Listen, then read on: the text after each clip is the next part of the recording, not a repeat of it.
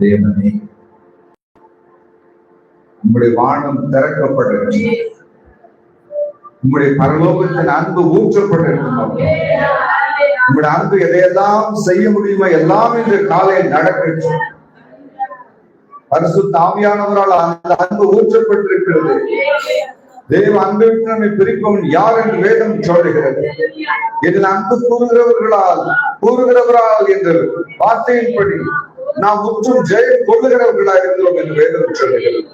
இப்போது இந்த இடம் முழுவதும் அன்பு நிரப்பற்றும், அன்பு நிரப்பற்றும், அன்பு நிரப்பற்றும். தேவனுடைய அன்பினால் என்னவெல்லாம் நடக்குமோ எல்லாம் நடக்கட்டும். தேவனுடைய அன்பினால் கிடைக்க வேண்டிய சுகங்கள் கிடைக்கட்டும். தேவனுடைய அன்பினால் கிடைக்க வேண்டிய அனுக்கிரகங்கள் கிடைக்கட்டும். தேவனுடைய அன்பினால் உங்களுடைய பிள்ளைகளுக்கு கிடைக்க வேண்டிய ஆசீர்வாதங்கள் கிடைக்கட்டும். Anything that is possible with your love, take place this morning. அதற்காக மக்கள் நன்றி. இந்த இடம் முழுவதும் அன்பினால் நிரம்பி இருக்கிறது. அன்பை தவிர வேறு ஒன்றை நான் பார்க்கிறேன். பவர்ஃபுல் லவ், சக்தி வல்லமை நிறைந்த ஒரு அன்பு, வழிந்து ஓடுகிற புரண்டு ஓடுகிற ஒரு அன்பு, எதையும் செய்து முடிக்கிற அன்பு, காயங்களை ஆற்றுகிற அன்பு, வியாதியின் வல்லமைகளை முறிக்கிற அன்பு, மரணத்தின் வேர்களை பிடுங்குகிற அன்பு, கசப்பை இனிமையாய் மாற்றுகிற அன்பு. The presence of God filled with His love today. அன்பு என்கிற வார்த்தையை தேவன் எழுதி வைக்கிறார். Thank you Lord Jesus. இப்பொழுதும் கர்த்தாவே, இந்த வார்த்தையினால் இந்த ஆதரித்தர மகிழ்ந்தார். இயேசு ரட்சகர் நாமத்தில் ஜெபிக்கிறோம் சுவாமி. ஆமென்.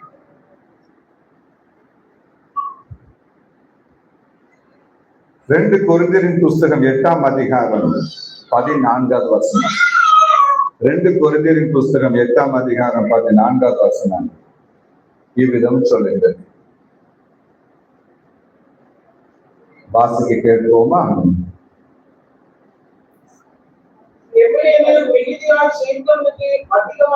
மிகுதியாய் சேர்த்தவனுக்கு அதிகமானதும் இல்லை, கொஞ்சமாய் சேர்த்தவனுக்கு குறைவானதும் இல்லை. ஆண்டவருக்கு அல்லேலூயா சொல்ல போகிறோம்.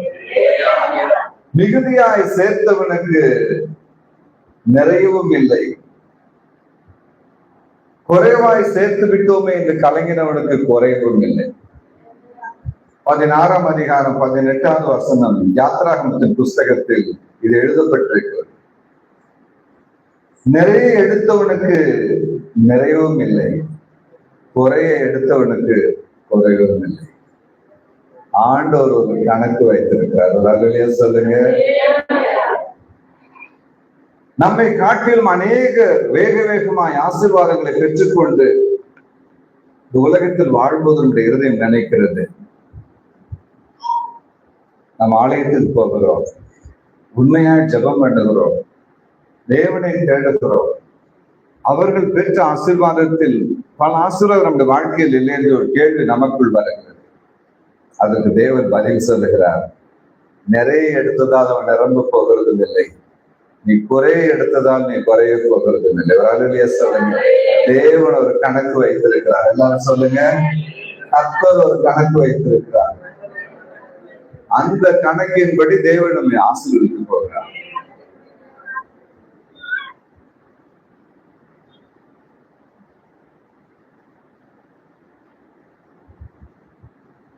மத்தேயு புஸ்தகம் 20ஆம் அதிகாரம் 1 முதல் 16 வசனங்களில் வேதம் சொல்லுகிறது, கர்த்தருடைய ராஜ்யம் கூலிக்கு வேலைக்கு ஆள் அமர்த்தின திராட்சை தோட்டத்து எஜமானுக்கு ஒப்பாயிருக்கிறது. தேவனுடைய ராஜ்யம் திராட்சை தோட்டத்துக்கு ஒப்பாயிருக்கிறது. என்ன தோட்டம்? திராட்சை தோட்டம். இந்த திராட்சை தோட்டத்தில் வேலை செய்கிற கர்த்தருடைய விசுவாசிகளுக்கு ஒப்பாயிருக்கிறது, ஊழியர்களுக்கு ஒப்பாயிருக்கிறது. சிலருக்கு பாருங்க அதிர்ஷ்டம் காலையில 6 மணிக்கு வேலை கிடைக்குது, சிலருக்கு 9 மணிக்கு தான் வழி திறந்தது, சிலருக்கு 12 மணிக்கு தான் பாதை காணப்பட்டது, சிலர் 3 மணிக்கு தான் திராட்சை தோட்டத்துக்கு வந்து சேரும்படி அவர்களுக்கு சமயம் கிடைத்தது. சிலர் பாருங்கள் 5 மணி ஆனாலும் ஏதாவது ஒன்று ஆண்டவர் எனக்கு செய்வார், ஒரு வேலை கிடைக்கும், ஒரு டீ காஃபி குடிப்பதற்காவது ஒரு 50 ரூபாய் சம்பளம் கிடைக்கும் என்று அந்த மாலை நேரத்திலும் இனி வேலை கிடைக்கும் என்ற நம்பிக்கை அற்றுப்போன நிலைமை, இனி ஒரு அற்புதம் நடக்கும் என்ற நிலைமை அற்றுப்போன வேளையில் மனித ஞானத்திற்கு மிஞ்சின விதத்தில் இன்னும் ஒரு பைத்தியங்களை போல காத்து கிடக்கிறார். 5 மணிக்கு எஜமான் வருகிறார். என்னப்பா என்று கேட்கிறார். சார், எங்க வேலை ஓடுங்கப்பா தோட்டத்துக்கு, இன்னும் 1 மணி நேரம் இருக்கிறதே என்று. அப்ப அவங்க சொல்லியிருப்பாங்க, ஆண்டவரே 1 மணி நேரம் தான் இருக்குது. 1 மணி நேரம் இருக்குது இல்லப்பா, 1 நிமிஷத்தில் உலகத்தை உண்டாக்கி எனக்கு இந்த 1 மணி நேரத்துல உங்களுக்கு சோறு போட முடியாதா? ஓடுங்க எல்லாம் தோட்டத்துக்கு. இது என்ன ஒரு ஆச்சரியம்னா, எல்லாருக்கும் தோட்டத்துல ஆண்டவர் வேலையை வச்சிருக்கிறார். ஒரு அங்கடியா சொல்லுங்க. அது 12 மணி நேரமோ 9 மணி நேரமோ 6 மணி நேரமோ 2 மணி நேரமோ 1 மணி நேரமோ கர்த்தருடைய தோட்டத்தில் உனக்கு ஒரு வேலை எப்போது வைக்கப்பட்டிருக்கிறது. நோ எம்ப்ளாய்மெண்ட் என்கிற போர்டு தொங்காத ஒரே ஒரு institution, the kingdom of God. ஆண்டவர் ராஜ்யத்துல பாருங்க, உங்க வேலை இல்லைன்னு ஆண்டவர் சொல்ல மாட்டார். எந்த காரணத்தை கொண்டு உங்களுடைய எம்ப்ளாய்மெண்ட் தேவன் மாற்ற போகிறது இல்லை. ஒரு அல்லையா சொல்லுங்க. ஆண்டவர் எல்லாருக்கும் வேலை இருக்கிறது. காலையில் வந்தவனுக்கும் வேலை, 5 மணிக்கு வந்தவனுக்கும் வேலை, பாதியில் வந்தவனுக்கும் வேலை. என்ன ஒரு ஆச்சரியம்னா, தேவனுடைய ராஜ்யத்தில் எப்போது நுழைந்தாலும் ஒரு வேலை காத்திருக்கிறது. நீங்க 30 வயசுல வந்தாலும் வேலை இருக்கிறது, 50 வயசுல வந்தாலும் வேலை இருக்கிறது, 80 வயசுல வந்தாலும் வேலை இருக்கிறது. கர்த்தருடைய ராஜ்யத்தில் உங்களுக்கு ஒரு வேலையை தேவன் வைத்திருக்கிறார். ஹல்லேலூயா. ஆமா, ஏதோ ஒன்றை தேவன் நமக்கு அவருடைய ராஜ்யத்தில் வைத்திருக்கிறார். ஆகவே ஆண்டவர் என்னை தொடவில்லை, ஆசீர்வதிக்கவில்லை, பயன்படுத்தவில்லை என்று ஒருவரும் சொல்ல முடியாதபடி எல்லாருக்கும் ஒரு வேலையை வைத்திருக்கிறார். உங்களுக்கும் ஒரு வேலையை வைத்திருக்கிறார். அப்போ 6 மணிக்கு மணி அடிச்சாச்சு. மணி அடிச்ச உடனே கணக்கு புள்ள வர்றாரு. அவருக்கு தெரியும் ஒரு நாளைக்கு எவ்வளவு சம்பளம் கொடுக்கணும்னு. காலையில இருந்து சாயங்காலம் வரைக்கும் வேலை செஞ்சா 1000 ரூபாய் சம்பளம். அப்ப அவர் கணக்கு போடுறாரு. ஒரு பையன் 9 மணிக்கு வந்தான், அவனுக்கு 700. ஒருத்தன் 12 மணிக்கு வந்தான், அவனுக்கு 500. ஒருத்தன் 3 மணிக்கு வந்தான், அவனுக்கு 300. ஒருத்தன் 5 மணிக்கு வந்தான், அவனுக்கு 100. அப்படின்னு அவர் ஒரு கணக்கு போடுறாரு. ஆண்டவர் வேற ஒரு கணக்கு போடுறாரு. கணக்கு புள்ள போட்ட கணக்கு உலகத்தின்படி, ஞானத்தின்படி, அனுபவத்தின்படி, தொழிலின்படி மகா துல்லியமான ஒரு கணக்கு.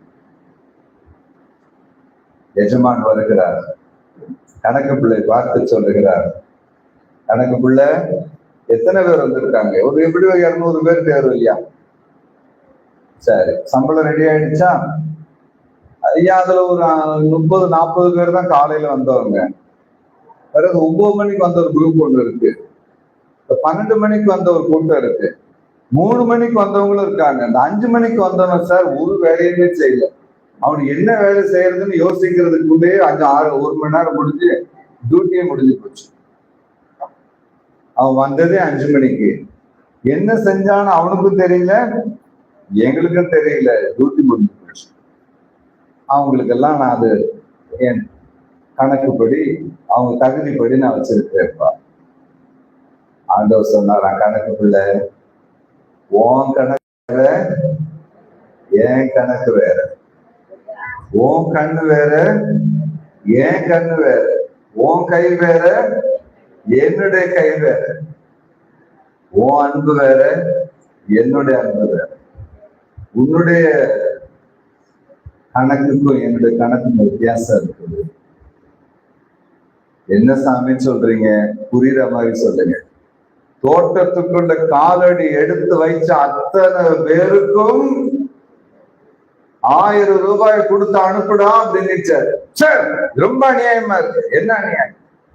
6 மணிக்கு ஒரு பையன் வந்தான் காலையில, அவனுக்கு 1000 ரூபாய். 5 மணிக்கு மாப்பிள்ள மாதிரி ஒருத்த வந்தான், அவனுக்கு 1000 ரூபாய். ரொம்ப அநியாயங்க. கணக்குள்ள ஆண்டவர் சொன்னார, கணக்குள்ள. அதான் நான் சொல்லிட்டேன், உன் கணக்கு வேற, நான் இரக்கமுள்ள எஜமான். வேலை செய்கிற நேரத்துக்கு மட்டுமல்ல, காத்திருக்கிற நேரத்துக்கும் சேர்த்து கூலி கொடுக்கிற இரக்கமுள்ள எஜமான். கரங்களை தட்டி ஆண்டவருக்கு ஹல்லேலூயா. காத்திருக்கிற நேரத்துக்கும் கூலி கொடுக்கிற தெய்வம். வேலை செய்கிற 12 மணி 11 மணி நேரத்துக்கு மட்டுமல்ல, அதை காத்திருக்கிற நேரத்துக்கும் சேர்த்து நான் கூலி கொடுக்கிறது. அவன் வேலை செய்தது 1 மணி நேரம், காத்திருந்தது 11 மணி நேரம். என்னுடைய கண்கள் இரக்கமுள்ள கண்கள். வேலை செய்த நேரத்துக்கு மட்டுமல்ல, காத்திருந்த நாட்களுக்கும் சேர்த்து நான் கூலி கொடுக்கிறது. தேவனுடைய அற்புதத்துக்காய் காத்திருக்கிறோமா? அபிஷேகத்துக்காய் காத்திருக்கிறோமா? அழைப்புக்காய் காத்திருக்கிறோமா? ஒரு பிள்ளை பாக்கி வேண்டும் என்று காத்திருக்கிறோமா? என் வீட்டில் ஒரு நன்மை கிடைக்காதா என்று காத்திருக்கிறோமா?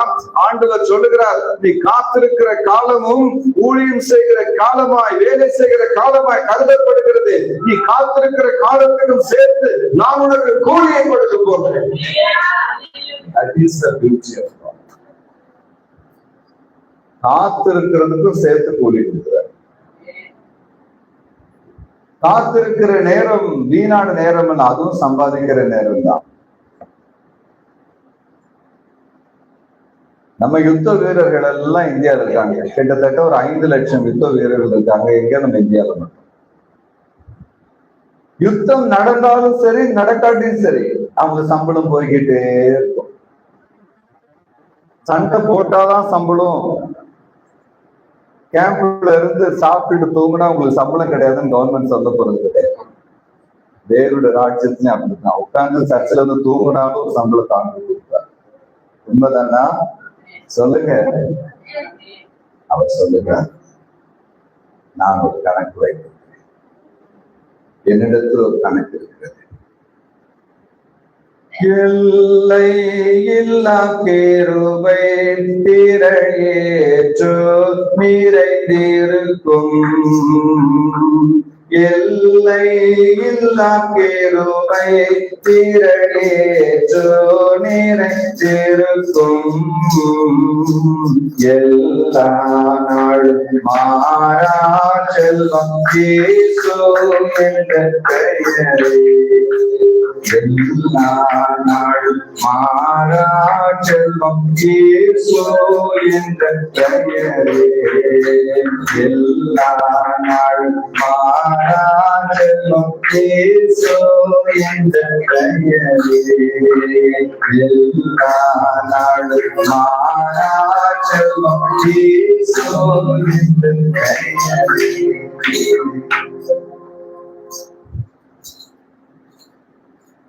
ஊழியத்துக்கு வந்த போதில்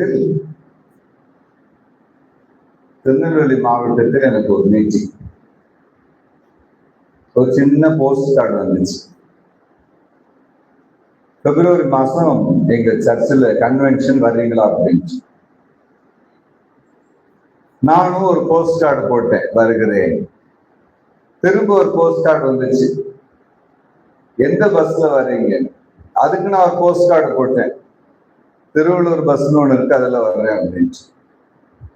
ஐயோ அதுலயே வர்றீங்கன்னு அடுத்த ரிப்ளை போட்டாரு. அதுக்கு மேல போட நேரம் இல்லை, ஒரு கண்டாசி 3 நாள் ஆகும். பஸ்ல ஏறியாச்சு. இறங்க வேண்டிய இடம் வந்தது. ராத்திரி எல்லாம் பிரயாணம். அந்த குறிப்பிட்ட கிராமத்தில் இறங்கின ஒரே பேசஞ்சர் நான் தான். என்ன அப்படி பரிதாபமா பார்த்தார் அந்த கண்டக்டர்.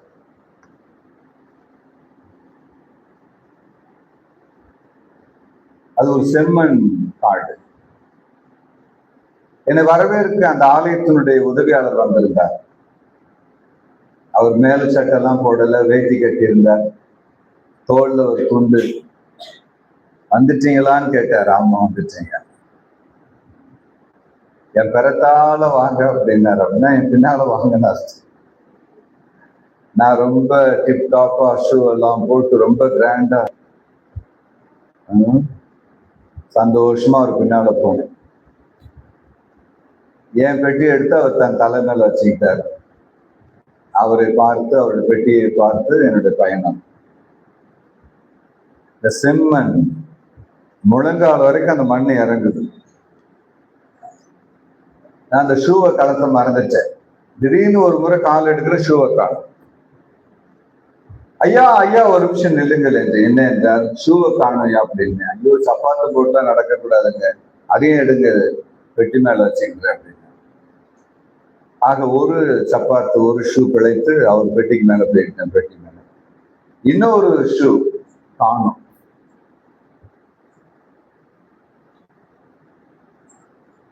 என் முழங்கை வரைக்கும் அந்த மண்ணில் இந்த கையை விட்டு நான் தேடுறேன், எப்படியாவது என் ஷூ கிடைச்சிருந்தேன். ஏசப்பா ஏசப்பா கிடைச்சது. கடைசியில ஒரு ஷூ கிடைத்தது. ஆனா அது பிரவுன் கலர்ல இருந்துச்சு. அப்ப நான் சொன்னேன் அந்த ஐயாட்டு, போன பிரசங்கர் விட்டுட்டு போன ஷூவா இருக்கும் போல இருக்கு, எனது நல்ல கருப்புங்க ஐயா. எங்க ஊர் மண் ஒரு ஸ்பெஷல் மண், அது எல்லாத்தையும் சிகப்பாக்கிறோம் அப்படின்னா. அப்ப அந்த 2 ஷூவை எடுத்து பெட்டி மேல அவரே வச்சுக்கிட்டார். ஒரு ஷூ கருப்பா இருக்கு, ஒரு ஷூ அந்த ஊருக்கு போய் சேர்ந்தோம். ரொம்ப டயர்ட். நான் சொன்னேன், ஐயா பாத்ரூம் போகணும் ஐயா. எங்க வேணா போ, எல்லாம் பாத்ரூம் தான் ஐயா. பாத்ரூம் இல்லாத இடமே ஒரு 1.5-2 கிலோமீட்டருக்கு ஐயா பாத்ரூம் தான். அது ஒரு ரயில்வே தண்டவாளத்துக்கு அது 2 கிலோமீட்டர், அதுவும் பாத்ரூம். எங்கனாலும் ஐயா போலாம், ஃப்ரீயா.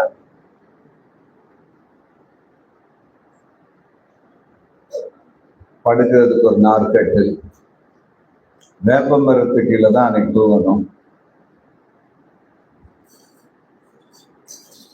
பெட்ரோமாக்ஸ் சொல்லி ஒரு லைட் ஒன்று இருக்கு, அதை மேடையில வச்சுட்டு தான் பிரசங்கம் பண்ணணும். சர்ச்சைக்கு வாசல்ல தான் மேடை, மேஜை. ஜனங்க அந்த பொதுவான தெருவில் அமர்ந்திருப்பாரு. ஒருத்தர் எல்லாரும் பாய் கொண்டு வந்துருவாங்க வீட்டுல இருந்து. ஒருத்தர் படுத்துட்டு கேட்பார், ஒருத்தர் உட்கார்ந்துட்டு கேட்பார், ஒருத்தர் சாஞ்சிட்டு கேட்பார், ஒருத்தர் சாப்பிட்டுட்டு கேட்பார். அது அவங்க இஷ்டம். நம்ம ஒரு கதையை சொன்னா அதை முடிக்கிறதுக்கு விட மாட்டேன், பாதையில் நிறுத்த முடியாது. ஐயா அது முடிவை சொல்லுங்க ஐயா அப்படின்பாங்க. ஒரு பாட்டு பாடினா இன்னொரு முறை பாட சொல்லுவாங்க. அதனால நம்ம இஷ்டப்படி ஒண்ணு சேர்ந்து அவங்க இஷ்டம் தான். இந்த 3 நாள் ஒரு வித்தியாசமான ஒரு நாள். அவ்வளோ சந்தோஷம் எனக்கு. கேட்ட கேள்விகளான பதில் சொல்லிட்டு வேப்ப மரத்தை கீழே உட்கார்ந்துட்டு படுத்துக்கிட்டு, it was a beautiful experience. 150 ரூபா எனக்கு காணிக்கை கொடுத்தாங்க. அப்போது பெரிய விஷயம். அடுத்த வருஷம் வருவீங்களான்னு கேட்டாங்க. நான் கர்த்தர் சித்தமான வரேன் அப்படின்னா வரமாட்டேன்னு அர்த்தம். துபாயில அப்படி சொல்லுவாங்க, இன்ஷா அல்லா அப்படின்னா கிடைச்சா கிடைக்கும், கிடைக்காட்டி இல்லை அப்படின்னா. 6 மாசம் ஓடி போனது, 1 வருஷம் ஓடி போனது. வேற ஒரு நாட்டுல இருந்து எனக்கு ஒரு கடிதம் வந்துச்சு, எங்க ஊருக்கு வாங்க அப்படின்னு. அந்த கடிதத்துல 3 பாயிண்ட் போட்டிருந்தாங்க. முதல் பாயிண்ட், பைபிள் கொண்டு வரக்கூடாது. இன்னும் கேள்விப்படாத ஒரு இதா இருக்கு. ஏன்னா அந்த ஏர்போர்ட்ல பைபிளை வாங்கி வச்சு கொடுக்க மாட்டாங்க. அப்புறம் மீட்டிங் பிரசங்கம் பண்ணும்போது கால் சட்டையும், அரைக்கால் சட்டையும், டிஷர்ட் பனியனும் போட்டிருக்க வேண்டும். போட்டு சூட்டு நாட் அலவுட். 3வது பாயிண்ட், நீச்சல் தெரிந்திருக்க வேண்டும். நான் 3 பேர் சேர்ந்து ஒரே மாதிரி போட்டேன், ஓகே. ஆனா எனக்கு நீச்சல் தெரியாது.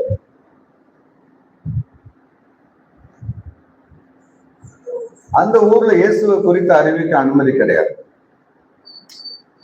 ஆகவே ஒரு தீவு ஒன்றில், டூரிஸ்ட் தீவு ஒன்றில் மீட்டிங் நடத்துவாங்க. பிரசங்கியார் அரைக்கால் சட்டையும் டிஷர்ட் போட்டுதான் வரணும். ஏன்னா அது ஹாலிடே, செலிப்ரேஷன். சர்ச்சின் வெளியில யாருக்கும் தெரியாது. எல்லாரும் தண்ணிக்குள்ள இறங்கிடுவாங்க, பிரசங்காரும் தண்ணிக்குள்ள இறங்கணும். தண்ணியில தான் பிரசங்கம். பிள்ளைங்க எல்லாம் அந்த பலூன்ல மிதந்துகிட்டே பாட்டு பாடிட்டு இருக்கோம். காணிக்கை எடுக்கிறதா ரொம்ப எனக்கு பிடிச்சது. மனசுல நினைக்கணும், எவ்வளவு காணிக்கை கொடுக்குற ஆண்டவரே. அப்புறம் ஊருக்கு போயிட்டு அதை கொடுக்கணும். மனசுல நினைக்கிறதா காணிக்கை டைம். அதுக்கு ஒரு பாட்டு. அப்புறம் டிஃபன் பாக்ஸ்ல எல்லாரும் சாப்பாடு கொண்டு வந்திருப்பாங்க. ட்வைட் அப்படின்னு ஒரு அங்கிள், அவர் தான் விசில் வச்சிருப்பார். அவரும் அரைக்கால் சட்டை டிஷர்ட், எல்லாரும் அரைக்கால் சட்டை டிஷர்ட். போலீஸ் போட் வந்தாலோ போலீஸ் ஹெலிகாப்டர் வந்தாலோ ஒரு விசில் ஒன்று கொடுப்பார். விசில் கொடுத்தோன்னு எல்லாரும் தண்ணிக்குள்ள நீச்சல் அடிக்க போயிடுவாங்க. கரையில இந்த இடுப்பளவு தண்ணியில இருக்கவங்க எல்லாம் எல்லாரும் ஒரு அரை மணி நேரம் நீச்சல் அடிச்சுட்டு வருவாங்க. அப்போ ஒரு பிஷப்புடைய பையன் ஒருத்தர் வந்திருந்தார். அவர் தமிழ் பேசுறார், குலேந்திரன் அப்படின்னு ஒரு இங்கிலீஷ் வாத்தியார். அவர் சொன்னாரு, பிரதர் ஜான், எனக்கு ஒரு சின்ன ப்ராப்ளம் இருக்கு. என்ன? எனக்கு நீச்சல் தெரியாதுன்னாரு. அண்ணே, எனக்கும் அதே ப்ராப்ளம் தான், சொல்லிடாதீங்க. குலேந்திரன் சொன்னாரு, எனக்கு நீச்சல் தெரியாதுங்கிறத விட நீச்சல் எனக்கு முடியாது. இடுப்புல வந்து ஒரு பகுதி எலும்பு கிடையாது, ஃபீமர் கேப் அப்படின்னு சொல்ற எலும்பு என் இடுப்புல கிடையாது. அதனால நான் நீச்சல் அடிக்க முடியாது. அதனால அந்த போலீஸ்காரன் தான் எனக்கு தான் பெரிய ப்ராப்ளம். பாதி பிரசங்கம் பண்ணிட்டு இருக்கும் போதே போலீஸ் ஹெலிகாப்டர் வந்துருச்சு மேல. அந்த ட்வைட் அங்கிள்னு ஒருத்தர் இருப்பாரு, போட்டாரு ஒரு விசில், அவ்வளவுதான், யாரையுமே காணும். எல்லாரும் ஆழத்துல வலை போட போயிட்டாங்க. எல்லாம் அழகா ஸ்விம் பண்றாங்க. பரிதாபமா நின்றது நானும் அந்த குலேந்திரன் தான். குலேந்திரன் சொன்னாரு, சார், உங்களுக்காவது நீங்க விருந்தாளி விட்டுருவாங்க, நான் இங்கேயே பொழப்பு நடத்துறேன், எனக்கு வேலையும் போயிடும், உயிர் போனாலும் போதுன்னு அவர் தண்ணியில அவர் குதிச்சுட்டாரு எனக்கு முன்னாடி. நல்லா கவனிங்க, நானும் இப்ப தண்ணிக்குள்ள போக வேண்டிய நிலைமை. ஏன்னா தனித்து நிற்க முடியாது. நானும் துணிஞ்சிட்டேன், போற உயிர் இன்னைக்கு போகட்டும்டா. உள்ள போன குலேந்திரன் அப்படி குத்துக்கல் மாதிரி நிக்கிறார் தண்ணியில. அலை அடிக்குது, அவர் அலைக்கு மேல நிக்கிறார். என்ன குலேந்திரன், தம்பி என்னால நிக்க முடியுதுப்பா அப்படின்னாரு. இதுவரைக்கும் நின்னதுல, ஆனா இப்ப என்னால நிற்க முடியுது, என்னையும் பிடிச்சிட்டு நிக்கிறாரு. கடைசியில அந்த போலீஸ் ஹெலிகாப்டர் போய்விட்டது. எல்லாரும் வந்தாங்க. அப்போ அந்த மீட்டிங் நடத்துற சொன்னார், உங்களுக்கு நாங்க ஒரு சின்ன ஹோட்டல் புக் பண்ணியிருக்கோம் நீங்க தங்குறதுக்காக அப்படின்னா. சரின்ட்டு அந்த ஹோட்டலுக்கு எங்களை கூப்பிட்டு போனேன். அந்த ஒரு குட்டி தீவுல ஒரு ஹோட்டல், அதுல ஒரே ஒரு கெஸ்ட தான் தங்க அலோவ் பண்றாங்க. ஒரு ஃபேமிலியில தங்க முடியும். அந்த ஒரு ஃபேமிலிக்காக 2 சமையல்காரர், 2 தோட்டக்காரர், 2 படகுக்காரன், இவ்வளவு ஒரு அழகு தீவு. 5:30-6 மணிக்கு லைட்ஸ் எல்லாம் போட்டு விட்டுறாங்க. அப்ப அந்த உள்ள போகும்போது ஒரு பையன், அந்த அட்டென்ட் பண்ற பையன் கேட்டான், சார், நீங்க யாராவது பிரைம் மினிஸ்டருடைய பையனா இல்ல பிரசிடென்ட் பையனா? என்னப்பா விஷயம்? அவ்வளவு சீக்கிரம் யாரும் விட மாட்டாங்களே சார், ரொம்ப காஸ்ட்லியாச்சு இது, உங்களை பார்த்தா ரொம்ப பரிதாபமா இருக்குது, எப்படி இந்த ஹோட்டல் உங்களை அலோவ் பண்ணாங்க அப்படின்னு. ஹோட்டல்ல புக் பண்ணவங்களை போய் கேளுப்பா அப்படின்னு. நான் உள்ள நுழையிறேன். அந்த கம்பளி கார்பெட் சொல்றோம் இல்லையா, கீழே இருக்கு இந்த கார்பெட், அந்த தரை விரிப்பு, அந்த கார்பெட் வந்து இவ்வளவு ஆங்கிள் டீப், அப்படியே உள்ள இறங்குது. முதல் முறை நான் அப்படி பாக்குறேன். ஒரு டிவி வச்சிருக்காங்க, இந்த டிவி இந்த செவருக்கு பாதி இருக்கு அந்த டிவி. அந்த சமையலறையில் அந்த ஃப்ரிட்ஜ்ல இல்லாத பொருளே கிடையாது. பெட்ரூம் போனா அது ஒரு பரலோகம். தண்ணியிலே bed, water bed, thermo water பெட்னு பேரு. நம்ம பெட்ல படுத்துட்டு அந்த டெம்பரேச்சரை ஏற்றி விட்டா அந்த கீழே இருக்க தண்ணி அப்படியே கதை கதை கதை கதைன்னு வந்து உடம்புல இருக்க சூடு, தலைப்பு எல்லாம் 10 நிமிஷத்துல பஞ்சா பறந்து போயிடும். 10 நிமிஷம் தான் அந்த தண்ணியினுடைய சூடு அப்படியே ஏறும், உடல் வலி பறந்து போகும். இதெல்லாம் நாங்க பார்த்தது கிடையாது. அப்போ அப்புறம் பாத்ரூம், கார்டனைஸ்டு பாத்ரூம். பாத்ரூம்குள்ள பாத்ரூம் முக்கா சைஸ், அரை சைஸ். பாத்ரூம்குள்ளே தோட்டம், கட்டாயமா அரை சைஸ். தோட்டத்துக்குள்ளதான் மேல இருந்து ஷவர் கொட்டுது. நேரத்து முழங்கால் போட்டு ஆண்டவரை பார்த்து கேட்ட, ஆண்டவரே, இது எத்தனை லட்சமோ வாடகை எனக்கு தெரியல, நான் ஒரு முன்பின் யாருக்கும் தெரியாத ஒரு பிரசங்கியார், என்ன கொண்டு வந்து இந்த ஹோட்டல் ரூம்ல போட்டுக்கிறீங்க, நான் என்ன புண்ணியம் பண்ணணும் எனக்கே தெரியலையேப்பா, ரொம்ப தேங்க்ஸ் ஆண்டவரே அப்படின்னு கண்ணை மூடுறேன். அந்த கோயில் உதவியாளர் சூட்கேஸ்ல என்னோட 2 ஷூவை தூக்கிட்டு போற காட்சி வருது, ஒன்னு பிரவுன் ஒன்னு பிளாக். அப்ப ஆண்டவர் என்ன சொல்றாரு, நீ சந்தோஷத்தோட முழு மனதோட தேவ அன்போட அந்த கிராமத்துல நீ 3 நாள் பட்ட பாடெல்லாம் என் கணக்கு புஸ்தகத்தில் எழுதி வச்சிருக்கிறேன். அதற்கு ஒரு தீர்வு, ஒரு நஷ்ட ஈடு, ஒரு இளைப்பாறுதல் இந்த ஹோட்டல். Enjoy my son.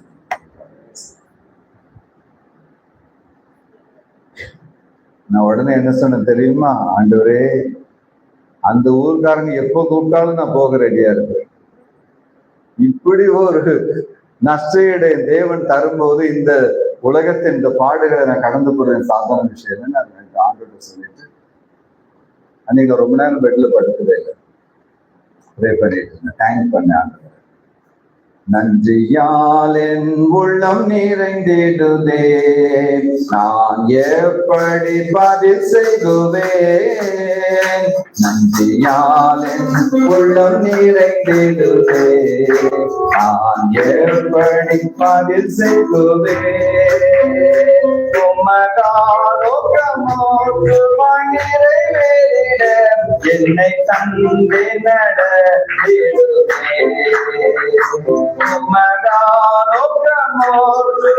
நிறைவேறிட என்னை தந்தை நடத்திடுவே.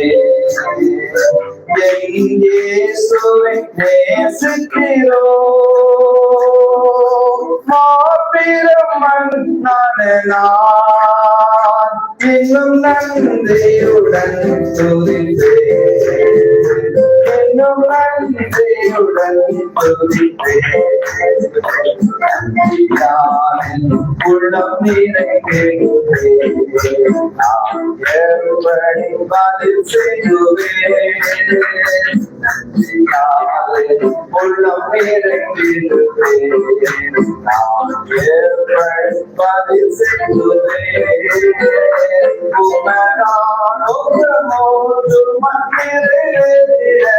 என்னை தந்தை நடத்திடுவே.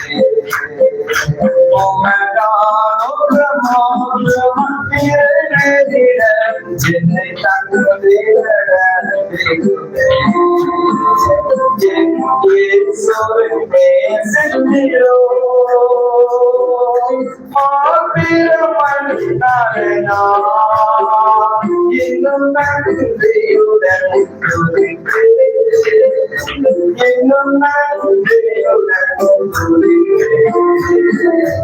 இன்னும் நன்றியுடன்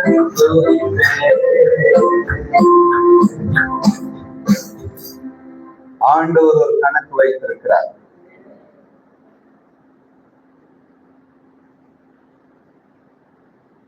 அந்த கணக்கை மாற்றுவதற்கான அதிகாரம் பிசாசு கொடுக்கப்படவில்லை. உன் ஜெபத்துக்கு ஒரு கணக்கு வைத்திருக்கிறார், கண்ணீருக்கு ஒரு கணக்கு வைத்திருக்கிறார். சங்கீதம் 56:8 சொல்லுகிறது, தேவனே நடைகள் எல்லாம் எண்ணி வைத்திருக்கிறீர், அவைகள் உடைய புஸ்தகத்தில் எழுதப்பட்டிருக்கிறது. என் கண்ணீர் என்று துருத்தியில் வைத்திருக்கிறீர், அவைகள் இந்த கணக்கில் அல்லவோ இருக்கிறது. தேவன் ஒரு கணக்கு வைத்திருக்கிறார்.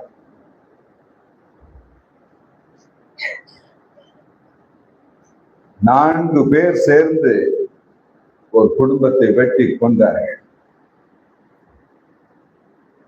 4 பேருக்கும் தூக்கு என்று அரசாங்கம் போட்டது. அதில் ஒருவர் பெயர் ஜாஷ்வா. சண்டே ஸ்கூல் முடிந்த பிறகு அவர் சர்ச்சுக்கு போகிற பழக்கம் இல்லை. அந்த 13 வயதோடு ஒரு சபை விசிட்டிங் நின்று போனது. ஆனா அவங்க பாட்டி பண்ணிட்டே இருப்பாங்க. 4 பேருக்கும் தூக்கு தண்டனை நிரூபணமான பிறகு ஜாஷ்வாக்கு விரக்தி அதிகமானது. கோபம், எரிச்சல், எல்லாரையும் திட்டுவது, அடிப்பது. அதான் சாக போறமே, இனி அன்பா இருந்த என்ன பிரயோஜனம்? ஜெயில் அதிகாரி வந்தார், ஒவ்வொருவரின் மதத்தையும் கேட்டார்.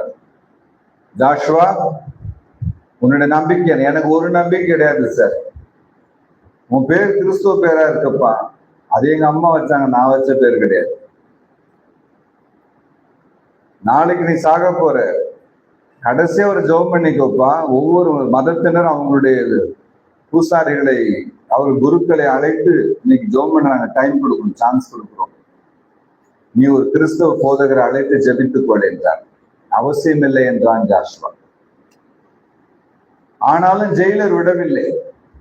தம்பி, இன்றுதான் நீ தூங்க போகிற கடைசி இரவு. உன் வீண் வம்பை, பெருமையை ஒரு நிமிஷம் மூட்டை கட்டி வைத்துக் கொள். சிபிஎம் திருச்சபையிலிருந்து ஒரு தாய் வருகிறார்கள், ஒரு அம்மா வருவார்கள் ஜெபம் செய்ய.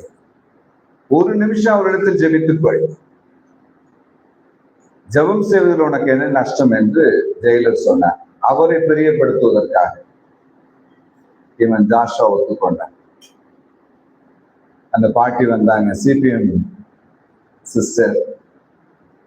அவன் அருகே வந்தார்கள். அவனை பார்த்து சொன்னார்கள், ஜாஷுவா, நாளைக்கு உனக்கு விடுதலை, நீ தேவனுக்கு ஊழியம் செய்ய போகிறாய் என்றார். என்னம்மா சொல்லுகிறீர்கள்? 7565 முறை உன் பாட்டி உனக்காய் ஜெபித்திருக்கிறார். ஆகவே நாளைக்கு உனக்கு விடுதலை, மற்றவர்களுக்கு தூக்கு, நீ ஊழியம் செய்ய வேண்டும். ஒரு முறை இந்த ஜாஷுவா ஐயாவின் சபைக்கு நாங்கள் ஊழியம் செய்ய போயிருந்தோம். ஊழியம் முடிந்த பிறகு சாப்பிடும் போது தன்னுடைய சாட்சியை அறிவித்தார். அந்த உடல் இருக்கிற துப்பாக்கி குண்டுகளின் அடையாளங்கள் எல்லாம் தான் போலீசார் சுட்டது. அத்தனை குண்டுகளின் அடையாளம் அந்த உடலில் இருக்கிறது. அவர் சொன்னார், சார், 4 பேருக்குமே தூக்குதான். விடிய கால 2 மணிக்கு ஒரு ஜீப் வந்து நின்றது. ஒரு அதிகாரி இறங்கி வந்தார். ஏதோ ஒரு கடுதாசியை ஜெயில் அதிகாரியிடம் காண்பித்தார். ஜெயில் அதிகாரி ஓடி வந்தார். ஜாஷுவா, நீ கும்பிடுற தெய்வம் உன்னை கைவிடலப்பா என்று சொன்னார். என்ன சார்? உனக்கு மட்டும் மன்னிப்பு கொடுத்து ஜனாதிபதி கையெழுத்து போட்டிருக்கிறார், நீ வீட்டுக்கு போகலாம் என்று சொன்னார். விடுதலை பெற்ற சந்தோஷத்தை விட 7565 நம்பர் தான் உள்ள போய் உட்கார்ந்து கொண்டது. யோசிக்கிறான். இந்த நம்பருக்கும் எனக்கு என்ன சம்பந்தம்? வீட்டுக்கு வந்து தன் பெற்றோரோடு பேசுகிறான்.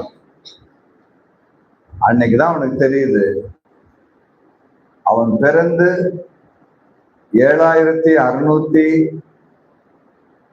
7565வது நாளில் அவன் பாட்டி இறந்து போயிட்டான். டெய்லி காலையில எந்திரிச்ச உடனே எல்லார் பேரையும் சொல்லுவாங்களாம், யோசுவாவையும் ஆசீர்வதி. ஆண்டவர் சொல்றார், இத்தனை முறை உன் பெயர் பரலோகத்தில் தொனித்திருக்கிறதப்பா, என்னால் உன் பாட்டியின் ஜெபத்துக்கு மறுப்பு கொடுக்க முடியாது. ஆகவே நீ மறுபடியும் பிழைப்பதற்கு உனக்கு ஒரு சந்தர்ப்பத்தை கொடுத்து உன்னை ஆசீர்வதிக்க போகிறேன். எனக்கு ஒரு கணக்கு இருக்கிறது.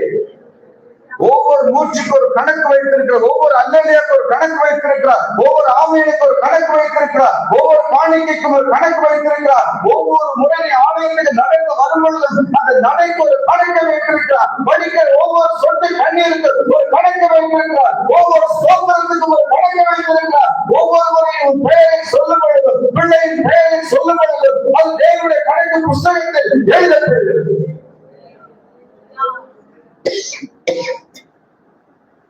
கணக்கு வச்சிருக்கிறது ஒரு அல்லேலூயா சொல்லுங்க. ஒவ்வொரு இழப்புக்கும் ஒரு கணக்கு வைத்திருக்கிறார். ஒவ்வொரு நஷ்டத்துக்கும் ஒரு கணக்கு வைத்திருக்கிறார். ஒவ்வொரு ஏமாற்றத்துக்கும் ஒரு கணக்கு வைத்திருக்கிறார். அவரை போல யாரும் கணக்கு போட முடியாதுங்க. நிறைய எடுத்தவனுக்கு நிரம்பவும் இல்லை, குறைய எடுத்தவனுக்கு குறையவும் இல்லை. நிறைய மார்க் எடுத்தவன் நிறையவும் இல்லை, குறைய மார்க் எடுத்தவன் குறையவும் இல்லை. நிறைய சொந்தக்காரம் இருக்கிற நிறையவும் இல்லை, சொந்தக்காரன் குறைவா இருக்கிறவன் குறையவும் இல்லை. பலன் நிறைவா இருக்கிறவன் ஜெயிக்கவும் இல்லை, பலன் இல்லாதவன் தோற்கவும் இல்லை. நீ பயப்படாதே.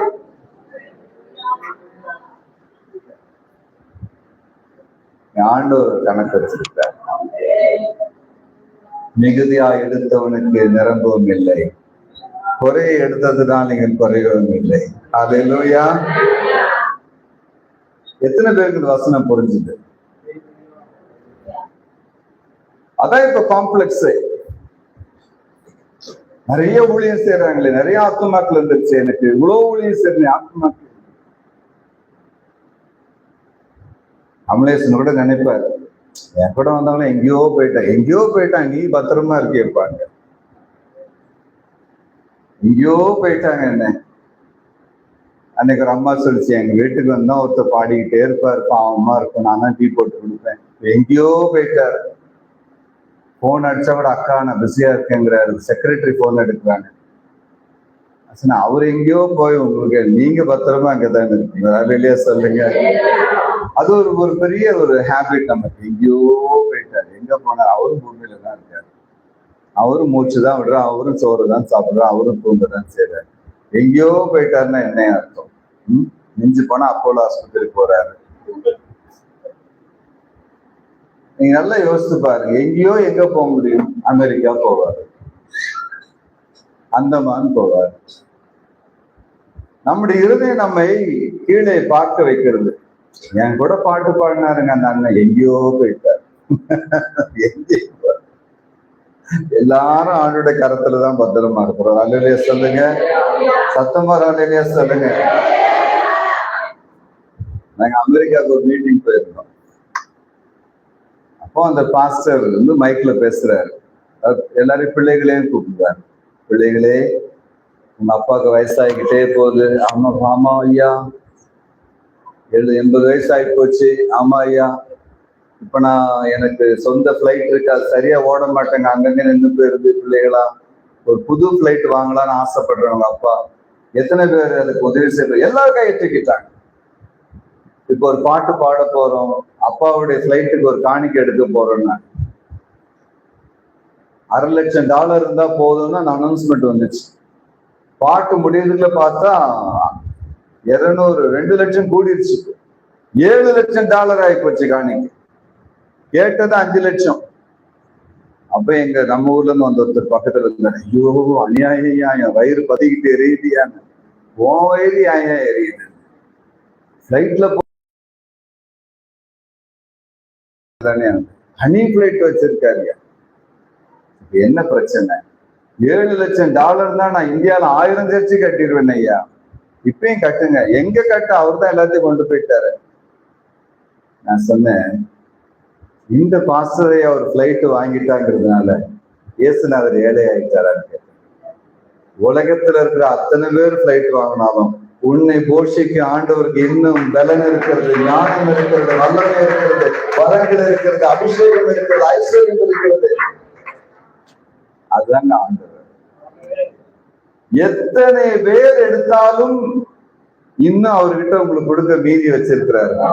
அந்த மீதி இருக்கிற அபிஷேகத்தை தாங்க கூட நமக்கு சக்தி இல்லை, ஞானம் இல்லை, பலன் இல்லை, தகுதி இல்லை. மிச்சம் மீதி இருக்கிற டேபிள் இருந்து கீழே விடுகிற துணிக்கையை பெற்றுக்கொள்ள கூட நமக்கு கெப்பாசிட்டி கிடையாது. We are so small, we cannot handle God. ஆண்டவருடைய அந்த கொஞ்சம் அன்பை சமாளிக்க முடியாதுங்க. கொஞ்சம் பவர், கொஞ்சம் கிரேஸ், கொஞ்சம் அத்தாரிட்டி, அவருடைய கொஞ்சம் ஐஸ்வர்யத்தை கூட தாங்குற கெப்பாசிட்டி நமக்கு கிடையாது.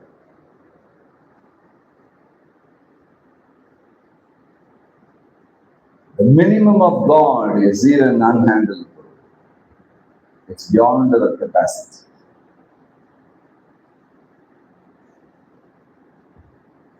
ஆபிரகாம்னு ஒரு தாத்தா இருந்தார். எத்தனை பேர் தெரியும்? 51:2 ஏசாயா புஸ்தகம் சொல்லுகிறது, அவன் தனிமையா இருக்கும்போது அழைத்தான். நான் பாருங்க, அழைத்தார். அவனை தனிமையாக அழைத்தார். நீ ஒரு ஆள் எனக்கு போதுன்னு சொல்லி அழைத்தார். ஆனால் அவருடைய திட்டம் என்ன? உலகத்தில் உள்ள எத்தனை தேசம் இருக்கு, அத்தனை தேசத்தை ஆசீர்வதிக்க வேண்டும், உலகத்தின் ஜாதிகளை ஆசீர்வதிக்க வேண்டும், உலகத்துக்கு ஒரு ரட்சிப்பை கொண்டு வர வேண்டும். பெரிய பெரிய பிளான் போட்டு ஆண்டவர் சொன்ன, நீ ஒருத்தன் போது எனக்கு. நல்ல ஞாபகம் வச்சுக்கோங்க, தேவன் இந்த பூமியில் செய்ய நினைக்கிறதை நிறைவேற்றுவதற்கு ஒரு ஆள் போதும். சொல்லுங்க, ஒரு ஆள் போதும், ஒரு ஆள் போதும். ஹalleluya. அவருடைய ஸ்டைல் வேற ஸ்டைல். அவன் ஒருவனா இருக்கையில் அவனை அழைத்து. ஆபிரகாம் பெரிய ஃபேமிலிங்க. 7ஆம் அதிகாரம் அப்போஸ்தலர் புஸ்தகம் 1 முதல் 3 வசனங்கள் சொல்லுகிறது. 12ஆம் அதிகாரம் 1 முதல் 3 வசனங்கள் ஆதியாகமத்தின் புஸ்தகம் சொல்லுகிறது. தேவன் அழைக்கிறார். மெசொப்பொத்தேமியா நாட்டில் இருக்கும்போது அழைத்து என்ன சொன்னாராம்? உன் தகப்பன் வீட்டை விட்டு நீ வாப்பா என்று சொன்ன போது தகப்பன் வீடோடு அவர் கிளம்பிட்டார். தனித்தவனாய் இருக்கும் போது அவனை அழைத்தாராம் தேவன். தனித்த மனுஷனாய். ஆனால் ஆபிரகாமுடைய அன்பு சும்மா இல்லை. அப்பா, அம்மா, அண்ணன், தம்பி 1 விட்டான, 2 விட்டான, 3 விட்டான, 4 விட்டான, எல்லாரையும் கூட்டிட்டு பெரிய ஒரு சேனையா புறப்படுறாரு. ஆண்டவர் சொல்லிட்டார், ஐம் சோ சாரி.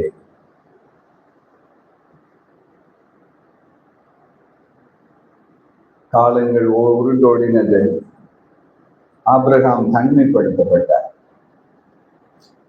ஒரு நாள் ராத்திரி அவர் ஜெபம் பண்ணிட்டு இருக்கிறார். 15ஆம் அதிகாரம் 13, 14 வசனங்கள் சொல்லுகிறது. ஒரு ஆண்டவர் பேசினாராம். ஆபிரகாம்க்கு பாரு, உனக்கு ஒரு பிள்ளை பிறக்கும், தேங்க்யூ லார்ட். அவங்களுக்கு பிள்ளை பிறக்கும், தேங்க்யூ லார்ட். அவங்களுக்கு பிள்ளைங்க பிறக்கும், தேங்க்யூ லார்ட். ஆண்டவர் அமைதியாயிட்டா. என்ன ஆண்டவர்? என்னது? அவங்க வேறொரு தேசத்துக்கு 400 வருஷம் அடிமையா போவாங்க. அப்படி சொல்லிட்டீங்க. ஆனா நான் அவங்களோட தான் இருப்பேன், பயப்படாத. நீ போக வேண்டிய ஊருக்கு பரலோகத்துக்கு நீ போயிருவ, நான் அவங்களோட தான் இருப்பேன். பரிசுத்தவான்கள் போக வேண்டிய நேரத்துல போக வேண்டிய இடத்துக்கு போயிடுறாங்க. ஆனா தேவன் இன்னைக்கு நம்மோடு இருக்கிறார். இல்ல சரி ஏசப்பா, 400 வருஷம் அவர்கள் உபத்திரப்படுவது நிச்சயமா நீ அறிய கடவாய். ஆனாலும் நான் அவர்களை திரும்ப இந்த பூமிக்கு கொண்டு வருவேன். கானான் தேசத்திற்கு கொண்டு வரும் பொழுது வெள்ளியோடும் பொன்னோடும் பொருளோடும் அவர்கள் வருவார்கள். 400 வருஷம் உங்களுக்கு சம்பளம் கிடைக்காதுப்பா. ஆனால் அதன் கடைசி தலைமுறை வரும் பொழுது ஐஸ்வர்யத்தோடும் ஆசீர்வாதத்தோடும் நான் கொண்டு 400 வருஷம் அவருக்கு கிடைக்க வேண்டிய எல்லா சம்பளத்தையும் கூட்டி கழித்து பெருக்கி கணக்கு போட்டு மூட்டை மூட்டையாய் கட்டி அந்த கடைசி சந்ததி, கானானுக்கு வருகிற சந்ததி, அந்த பரலோகத்தின் சந்ததி, அந்த தெரிந்து கொள்ளப்பட்ட சந்ததி, அந்த எழுப்புகளின் சந்ததி, அற்புத அடையாளங்களின் சந்ததி, அந்த சந்ததிக்கு எல்லாவற்றையும் நான் கொடுத்து கணக்கு தீர்ந்த பிறகுதான். யாத்ராகம் 3:21 மோசேயை பார்த்து தேவன் சொல்லுகிறார், மோசே, நான் உன்னை இஸ்ரவேலுக்கு தகப்பனாய் நியமித்திருக்கிறேன். நீ எகிப்துக்கு போவாய், உன்னுடைய ஜனத்தினை கூட்டிட்டு உங்களுக்கு எல்லாம் தெரியும். அவர்கள் வரும் பொழுது வெறும் கையாய் வருவதில்லை. 12ஆம் அதிகாரம் 35, 36 யாத்ராகமத்தின் புஸ்தகம் சொல்லுகிறது. கர்த்தருடைய வார்த்தையின்படியே 430 வருஷம் முடிந்த பிறகு அணியணியாய் புறப்பட்டார்கள். எகிப்தியர்களோ அவர்கள் கேட்ட எல்லாவற்றையும் அவர்கள் கொடுத்தார்கள். வெள்ளியையும் பொன்னையும் வஸ்திரங்களையும் அவர்கள் கேட்ட எல்லாவற்றையும் கொடுத்தார்கள். எல்லாவற்றையும் தூக்கி கொண்டு சுமந்து கொண்டு இஸ்ரவேல் ஜனங்கள் கானானுக்கு புறப்பட்டு சென்றார்கள். இன்னைக்கு என்ன கணக்குன்னா, முன்னோர்கள், நம்முடைய முன்னோர்களுக்கு நியாயப்படி சம்பளம் கிடைக்காமல் போயிருக்கலாம், அவர்கள் ஏமாற்றப்பட்டிருக்கலாம், அவர்களின் பாதையில், சமுதாய பாதையில், பொருளாதார பாதையில், குடும்ப பாதையில், அல்லாவிட்டால் எம்ப்ளாய்மெண்டல் பாதையில், விவசாய பாதையில் அவர்களுக்கு கிடைக்க வேண்டிய நன்மைகள் கிடைக்காமல் போயிருக்கலாம், கொடுக்கப்பட வேண்டிய சம்பளம் கொடுக்காமல் போயிருக்கலாம். அது மறைந்து போகவில்லை, அல்லாவிட்டால் அழிந்து போகவில்லை. பரலோகத்தின் புஸ்தகத்தில் உங்களுக்காக எனக்காக எழுதப்பட்டிருக்கிறது. இயேசு கிறிஸ்து வருவதற்கு முன்பதாக இருக்கிற கடைசி சந்ததி என்று தேவன் அந்த பொக்கிஷத்தை மறைத்து வைத்திருக்கிறார். உங்களுடைய முன்னோர்கள், அவர்கள் இந்துவா இருக்கலாம், கிறிஸ்தவர்களா இருக்கலாம், முஸ்லிமா இருக்கலாம், யாரா இருந்தாலும் அவர்கள் எழுந்து போன எல்லா ஆசீர்வாதங்களையும், அவர்களுக்கு கிடைக்காமல் போன எல்லா நன்மைகளை இந்த சந்ததிக்கு, தெரிந்து கொள்ளப்பட்ட சந்ததிக்கு என் ஆண்டவர் கொடுத்து ஆசீர்வதிக்க விரும்புகிறார். கரங்களை தட்டி கட்சிப்படுங்கள். உன் முன்னோர்கள் ஏமாந்தவர்களை, உன் பெற்றோர்கள் இழந்தவைகளை, அவர்களுக்கு கிடைக்காமல் போனவைகளை இந்த 2026 வருஷம் முதல் கொண்டு 2009 வருஷத்திற்குள், இந்த 3 வருஷங்களுக்குள் என் ஆண்டவராகிய தேவன் 400 வருஷத்தின் பாடுகளை, நஷ்டங்களை, உழைகளை படிப்பவரை இந்த கணக்கு புஸ்தகத்திலிருந்து உன்னுடைய தலையின் ஒரு பிள்ளையின் கலை ஒரு வேலைப்படை கலை எழுதுகிறார். பயப்படாது, பெற்றுக்கொள். பஸ்கா ஆசிரியர்கள் படிக்கிற நாளிலே அது உண்டாயிற்று. பஸ்காவை ஆசிரியர்கள் சன்னதி என்று கர்த்தரை ஆயத்தம் செய்ய வைத்திருக்கிறார். நீ ராப்பொழுது பந்தியை நீ காணும் பெறுவது, ஓ ஹல்லேலூயா, நீ பஸ்காவின் ஆட்டுக்குட்டியை பெற்றுக்கொள்ளும் பொழுது தேவன் சொல்லுகிறது என்ன? 400 வருஷம் உன் முன்னோர்கள் எழுந்து போன எல்லா நன்மைகளையும் அவர்களின் உழைப்பின் பலனை பஸ்காவை புசிக்க இந்த சன்னதிக்கு நான் கொடுத்து ஆசீர்வதிக்க போகிறேன். கணக்கு சொல்லுங்க. அவர் ஒரு கணக்கு வச்சிருக்கார், யாரும் மாற்ற முடியாது.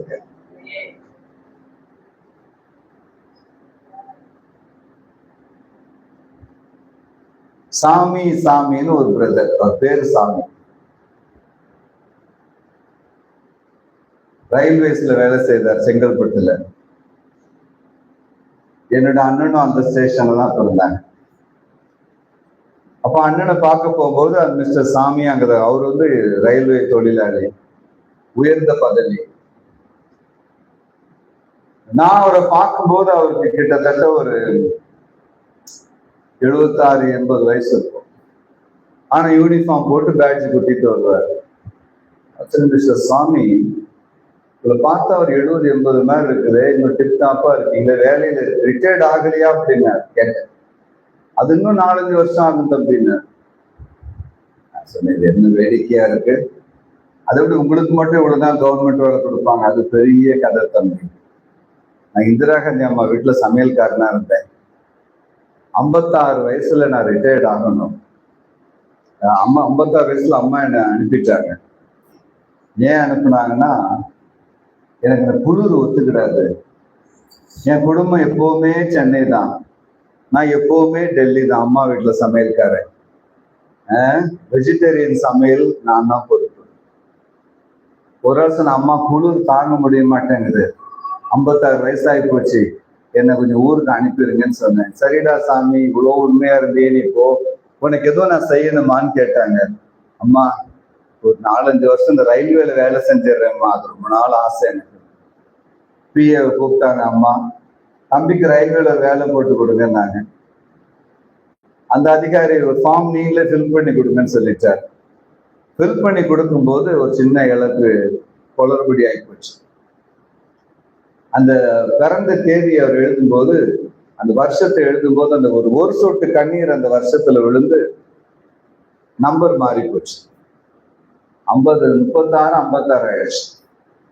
ஏதோ ஒரு மாற்றம் 20 வருஷம் குறைஞ்சு போச்சு. அவருக்கு தெரியாது, அவருடைய வயசு 56, ரயில்வே ரெக்கார்ட் புக்கு 36ன்னு மாறி போச்சு.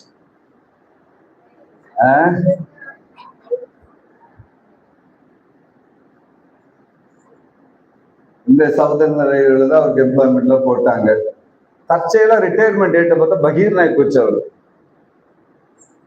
ஏதோ 76, 86ன்னு போட்டு இருக்குது ரிட்டையர்மெண்ட் ஏஜ். உடனே ரயில்வே ஆபீஸ்க்கு போறாரு. என்ன சார் இப்படி போட்டிருக்கீங்க, இந்த வருஷத்துல நான் எப்படி சார் ரிட்டையர்ட் ஆகுறது, நான் அதுக்குள்ள கிளம்பினேன். அது ஏன் பிரச்சனை கிடையாதுப்பா, அரசாங்க ரெக்கார்டு படி நீ 36 தான். இல்ல சார் 56, அது உன் ப்ராப்ளம். ஏன் ப்ராப்ளம் நீ 36. இல்ல சார் என்னோட பிறந்த சர்டிபிகேட், டிசி அதெல்லாம் குப்பையில தூக்கி போடு. இந்திரா காந்தி அம்மா அப்ளிகேஷனை கையெழுத்து போட்ட அப்புறம் அதுக்கு முன்னாடி இருக்க எந்த சர்டிபிகேட்டுக்கும் மதிப்பே, உன் தலையெழுத்து நீ வேலை செய்ய எழுதியிருக்க, ஆண்டவர் என்ஜாய் பண்ணியா கவர்மெண்ட் ஜாப். அவர் சொன்னார், ஒரு சொட்டு ஆனந்த கண்ணீர் என் தலையெழுத்தே மாத்திருச்சியா. இப்ப என் பையனுக்கு எனக்கு ஒரே வயசாகுது அப்படின்னு. பையனுக்கு 35 வயசு, அப்பாவுக்கு 36 வயசு.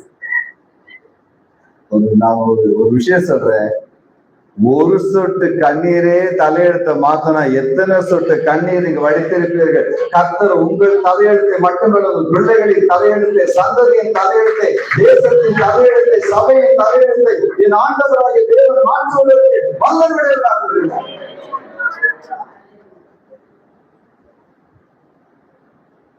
இம்மண்ணில் மறையும் இப்பாடுகள்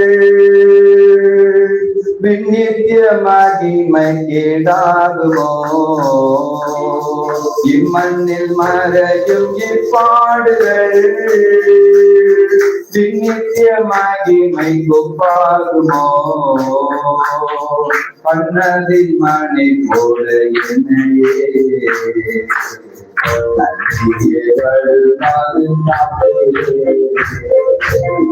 கண்ணதின் மணி போல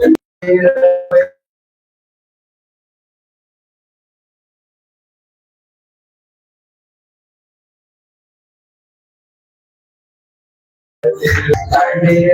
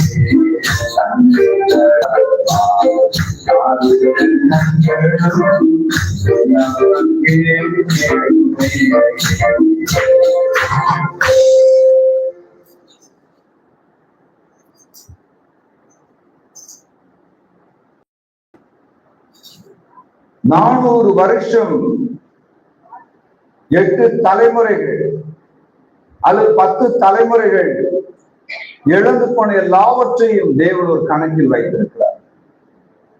இயேசு சுவாமி வருகை சமீபம், அதற்கு பிறகு அவர் யாருக்கு கொடுக்க போகிறார்? ஆகவே வருகைக்கு முன்பதாக அந்த ஜெபத்தின் பலனை, அந்த இழப்பின் பலனை, அந்த நன்மையின் பலனை, புண்ணியத்தின் பலனை உங்களுக்கு கொடுப்பது, எனக்கு கொடுப்பது ஆண்டவருக்கு சுத்தமா இருக்குது. எனக்கு அதுல ஒரு விசேஷ நம்பிக்கை இருக்கு. உங்களுக்கு நம்பிக்கை இருக்குதா? இன்னொன்றையும் அவர் திரும்ப தரப்போ அவர் கணக்கு வைத்திருக்கிறார். மத்தேயு புஸ்தகம் 20ஆம் அதிகாரம், மத்தேயு புஸ்தகம் 19ஆம் அதிகாரம், மத்தேயு 19 வசனம் 27 முதல் கொண்டு 29 வசனங்களை பாருங்க. மத்தேயு 19 27 முதல் 29. மார்க்கு புஸ்தகம் 10ஆம் அதிகாரம் 28 முதல் 30 வசனங்கள் ஆகிய வார்த்தைகள் என்ன சொல்லுகிறது?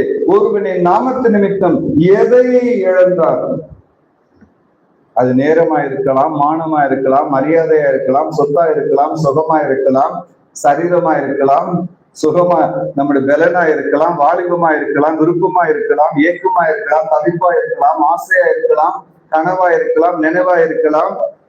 என் நாமத்து நிமித்தம் ஒருவன் எதை இழந்தால், அது நிலமா இருக்கலாம், வீடா இருக்கலாம், சகோதரனா இருக்கலாம், சகோதரியா இருக்கலாம், பெற்றோரா இருக்கலாம், பிள்ளைகளா இருக்கலாம், எதை இழந்தாலும், இந்த பூமியில் ஒரு மனிதன் சுவிசேஷத்து நிமித்தம் எதை இழந்தாலும் நான் ஒரு கணக்கு வைத்திருக்கிறேன். அதை நான் அவனுக்கு திரும்ப 100 மடங்கு நான் தருவேன். 100 என்று ஆங்கிலத்திலும் தமிழிலும் இருக்கிறது. அராமிய மொழியில் அப்படி எழுதப்படவில்லை. திரும்ப திரும்ப திரும்ப திரும்ப திரும்ப நான் அதை கொடுத்து கொண்டே அவருக்கு திருப்தி ஆகிற வரைக்கும் அவர் கொடுத்துக்கிட்டு இருப்பார். இந்த குழந்தைங்க சாப்பிடும்போது அம்மா ஊட்டுவாங்க. குழந்தை எவ்வளவு வேணும்னாலும் அம்மா விட மாட்டாங்க. ஏன்னா அம்மாவுடைய மனசு திருப்தி ஆகிற வரைக்கும் கொடுப்பாங்க. குழந்தை போதுன்னு சொல்லும். ஆனா அம்மாவுக்கு ஒரு கணக்கு தெரியும். இவ்வளவு சாப்பாடு அந்த குழந்தையால சாப்பிட முடியும். உண்மைதானா? சொல்லுங்க. அம்மாக்கு அந்த கணக்கு தெரியுமா தெரியாதா? எவ்வளவு நேரம் குழந்தை தூங்கும் தெரியும். எவ்வளவு நேரம் குழந்தையால படிக்க முடியும் தெரியும்.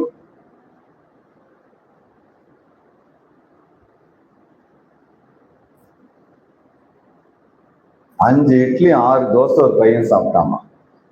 அவன் அம்மா சொல்லுது, சாப்பிடவே மாட்டேங்கிறான் ஐயா, யாரோ கந்திருஷ்டி போட்டுட்டாங்க. பக்கத்து வீட்டுக்காரி கொல்லிக்கன்னிக்காரி அந்த ஜன்னல் வழியா பார்க்கும்போதே எனக்கு வகீர்னு ஆகி போச்சியா. சரிம்மா பரவாயில்ல, ஜோம் பண்ணுங்க. 10 இட்லி 10 தோசை சாப்பிட்டாதாயா கொஞ்சமாவே மனசுக்கு ஆகும். இந்த தாய் மனசை திருப்திப்படுத்துறது மகா டேஞ்சரான ஒரு காரியம். எங்க அம்மா வந்திருக்கிறாங்க, போன்ல பேசுறேன். என்னடா சும்மா போன்ல பேசிட்டு இருக்கு, நேரா வந்து அம்மாவை பார்க்க மாட்டியா? நேரா போய் அம்மாவை பார்த்தேன், ஒரு 10 நிமிஷம் இருந்தேன். என்ன வந்துட்டு உடனே போற, அம்மாவை பார்க்க ஒரு ஒரு 2 மணி நேரம் உனக்கு கிடைக்காதா? அது 2 மணி நேரம் பிளான் பண்ணி போனேன். என்ன வந்தவொடனே வெந்நியை ஊத்திட்டு ஓடுற, சாப்பிட்டுட்டு போக கூடாதா? சரி ஒரு நாள் சாப்பிட வந்தேன். என்ன உடனே ஒரு வேளை சாப்பிடல, 2 வேளை சாப்பிட்டாதானே அம்மாவுக்கு சந்தோஷம். 2 வேளை சாப்பிட்டேன். என்ன வந்துட்டு உடனே போற, தங்கிட்டு நாளைக்கு போக கூடாதா? அப்பதான் நினைச்சேன், அம்மாக்களை நம்ம திருப்திப்படுத்த முடியாது. அவங்க அன்பு ரொம்ப டேஞ்சரான ஒரு அன்பு. ஒரு அலையிலேயே சொல்லுங்க. நான் அடிக்கடி சொல்வேன், நான் ஒரு முறை பாம்பேல ஃபிளைட் ஏறிட்டு இருந்தேன். அம்மாவுக்கு ஃபோன் பண்ண, நான் ஃபிளைட் ஏறி, எங்கடா? நான் பெங்களூர் போறேம்மா. ஏன்டா சென்னைக்கு வரக்கூடாதா? சாரிம்மா நேரம் இல்லை, நான் பெங்களூர் போறேன். சரி நான் அவர்கிட்ட பேசிக்கிறேன், போன வை அப்படின்னா. மேல ஃபிளைட்டு மேல பைலட் கதறான், பெட்ரோல் தீர்ந்து போச்சு, ஃபிளைட்டு சென்னைக்கு போகுதுன்றான். ஜனங்க எல்லாம் கதறி, எல்லாரும் 230 பேர் பெங்களூருக்கு போய் டிக்கெட் வச்சிருக்கான், என்னையும் சேர்த்து. ஒரு யோனாவுக்காக அந்த பிளைட் சென்னையில இறங்குது. பைலட்டே கதறிட்டான், சென்னை வரைக்கும் தான் அந்த பிளைட்டு போக பெட்ரோல் இருக்குன்றான். சென்னையில இறங்கிட்டு அம்மாவுக்கு ஃபோன் பண்ணேன், வந்துட்டேம்மா. எனக்கு தெரியும் மேடம், நான் சொல்லிட்டேன் ஆண்டவர்கிட்ட, என்ன பண்ணுவீங்களே தெரியாது, என் பிள்ளை காதை பிடிச்சி மெட்ராஸ் கூட்டிட்டு வாங்கன்னு சொல்லிட்டேன். அன்னையிலிருந்து பிளைட் இறங்குற வரைக்கும் அம்மாட்ட பேசுறேன் மேடம். ஒரு அலையிலேயே சொல்லுங்க, சத்தமா சொல்லுங்க. ஆங்கிலிக்கன் சர்ச்சில் ஒரு பாஸ்டர் இருந்தார் லண்டன்ல. அவருக்கு ஒரே ஒரு பையன். ஆங்கிலிக்கன் சர்ச்சில் ஒரு ப்ராப்ளம் என்னன்னா, மூத்த பையனா அவன் கேட்கறானு கேட்கல, ஊழியத்துக்கு ஒப்பு கொடுத்துருவாங்க. அப்படிதான் கமலேசன்லாம் மாற்றினது. அப்போ எங்களுக்கு வேற ஊழியம் தெரியாது, எங்க அம்மாவுக்கு மற்ற எல்லாருக்குமே. ஐயர் ஆகணும், மிஷினரி ஆகணும், பிஷப் ஆகணும், வேற பேச்சுக்கு இடம் கிடையாது. டீச்சர் பண்ண கல்யாணம் பண்ணி செட்டில் ஆயிடணும், அவ்வளவுதான். இதுதான் எங்க ஊர் ஜப குறிப்பு. ஐயர் மாப்பிள்ளை, டீச்சர் அம்மா, ஐயர் மனைவி. இதுக்குன்னே எல்லா சிஸ்டரும் டீச்சர் வேலைக்கு படிப்பாங்க, ஏன்னா ஒரு ஐயரை கட்டிட்டா செட்டில் ஆயிடலாம் அப்படின்னு. இது எங்க ஊர் கணக்கு, அது எங்க விசுவாச கணக்கு. அப்போ இந்த ஆங்கிலிக்கன் பாஸ்டர் லண்டன்ல இருந்தார். அவங்க அம்மா ரொம்ப பக்தி. நீ ஊழியந்தான், நீ ஊழியந்தான், நீ ஊழியந்தான் சொல்லி அந்த பையன் வீட்டை விட்டு ஓடியே போயிட்டான். ஏன் ஓடி போயிட்டான்? நம்மளே எங்கடா கொண்டு போய் இந்த ஃபாதர் வேலைக்கு அங்கேயே மாட்டிடுவாங்களோ, கடவுளே தெய்வமே. ஒரு கிறிஸ்துமஸ்க்கு வெளியே போக முடியாது, ஒரு சண்டே போக முடியாது, ஒரு மண்டே போக முடியாது. பெரியனா அவங்க சர்ச்சிலே வளர்ந்து அவன் அப்பா படுற நேரம் இல்லாம அவர் படுற பாடெல்லாம் பார்த்து இந்த பையனுக்கு ஒரு முடிவு, ஃப்ரீடம் வேணும்ட்டு 10ஆம் கிளாஸ் முடிச்ச உடனே வீட்டை விட்டு ஓடியே போயிட்டான். ஓடும்போது லெட்டர் எழுதி வச்சுட்டு போயிட்டான். அன்புள்ள அம்மாவுக்கு, கோச்சிக்கிடாதீங்க, வருகையிலே கர்த்தர் சுத்தமான பரலோகத்துல சந்திப்போம், பூமியில சந்திக்க சான்ஸ் கிடையாது. நான் பைபிள் காலேஜுக்கு ஊழியத்துக்கு போய் எனக்கு தகுதி கிடையாது, நான் ஓடி போறேன், மிலிட்டரியில ஜாயின் பண்ண போறேன், இன்னைக்காவது ஒரு நாள் பார்க்கலாம் பாயன்னு போட்டான். நல்ல பையன். போகும்போது பைபிளை கொண்டு போயிட்டான் மறக்காம. இப்போ 2வது உலகத்தை நடந்துகிட்டு இருக்குது. யாரெல்லாம் சாக ரெடியா இருக்கீங்களோ வாங்கப்பான்னு கவர்மெண்ட் உள்ள கூப்பிட்டு அள்ளி போடுது. ஹைட்டையும் பார்க்கல, வெயிட்டையும் பார்க்கல, கலரையும் பார்க்கல. ஏன்னா அங்க ஆளுங்க வேணும் துப்பாக்கி பிடிக்கும். இவனையும் அள்ளி உள்ளத்துக்கு போட்டாச்சு. நேவி போர்ஸ்ல கப்பல்ல போட்டாச்சு. 108 பேர்னா ஒரு கம்பெனி, 2 கம்பெனி ஒரு கப்பல்ல போவாங்க, 216 பேர். இந்த 2 கம்பெனிக்கு ஒரு பாஸ்டர் இருப்பார் எப்பவுமே. அமெரிக்கா, பிரிட்டிஷ், பிரெஞ்சு இவங்களுடைய கப்பல்ல யுத்த கப்பல்ல ஒரு பாஸ்டர் இருப்பார், சாப்ளின் பேர். திடீர்னு யாரோ இறந்து போயிட்டு அவர் தான் அடக்கம் பண்ணணும், கம்யூனியன் கொடுக்கணும், ஜோம் பண்ணணும், இதெல்லாம் அவரோட வேலை. அன்னைக்கு அந்த சாப்ளியன் வர முடியல, லேட் ஆயிட்டாரு. கேப்டன் சொல்லிட்டாரு, கப்பலை இனிமேல காத்திருக்க முடியாது, கப்பலை கரையில நிறுத்த முடியாது, யுத்தம் மும்முரமா இருக்கிறது, கப்பலை கிளப்புங்கடா அப்படின்னு. சார் ஜோம் பண்ணவன போக கூடாது ரூல்ஸ் படி, நம்ம எல்லாம் கிறிஸ்டின்ஸ் யாராவது ஜோம் பண்ணுங்கப்பா அப்படின்னு. ஒரு பையன், சார் இவன் பைபிள்லாம் வச்சிருக்கான் சார் அப்படின்னுட்டான். யாரா அது? நான் தான் சார். பைபிள் வச்சிருக்கேன். ஆமா. கிறிஸ்டின்? ஆமா. ப்ரே பண்ண தெரியுமா? தெரியும் சார். உங்க அப்பாவுக்கு என்ன வேலை? அவர் பாதிரியார். ஓ, நீ பாதிரியார் பயலா? ஓகே, நல்லா ஸ்ட்ராங்கா ஒரு ஜோம் பண்ணு, கப்பல் ஒழுங்கா பேச்சாரணும். சரிங்க, எஸ் சார். கர்த்தாவே ஸ்தோத்திரம் ஸ்தோத்திரம் ஸ்தோத்திரம் ஸ்தோத்திரம் ஸ்தோத்திரம். அவங்க அம்மா அன்பா, ஜோம் பண்ணு ராசா, ஜோம் பண்ணுமா செல்லம், நீ ஜோம் பண்ணிக்க. இப்போ கேப்டன் சொல்றாரு, ப்ரே. Yes sir. சண்டே ஸ்கூல்ல மறந்து போன பிரேயர்லாம் ஞாபகத்துக்கு வருது. கேப்டன் சொன்னாராம், சூப்பர் பிரேயர்டா, டேய் ரெடியார், எப்ப வேணா உன்னை கூப்பிடுவேன். மத்தியானம் சாப்பாட்டுக்கு யாரு ஜெபிக்க? அதான் ஒருத்தனுக்கான பாதிரியார் போய் போடா அந்த பக்கமா ஜோம் பண்ணு, கர்த்தாவே சோத்திர சோத்திர சோத்திர, நாகாரங்களை ஆசீர்வதி. சாயங்காலம் 6 மணிக்கு டிவோஷன், 10 நிமிஷம் டிவோஷன் டைம். கூப்பிட அந்த பையல. Yes sir. 10 நிமிஷம் பைபிள் படிச்சு பிரசங்கம் பண்ணணும். Yes sir.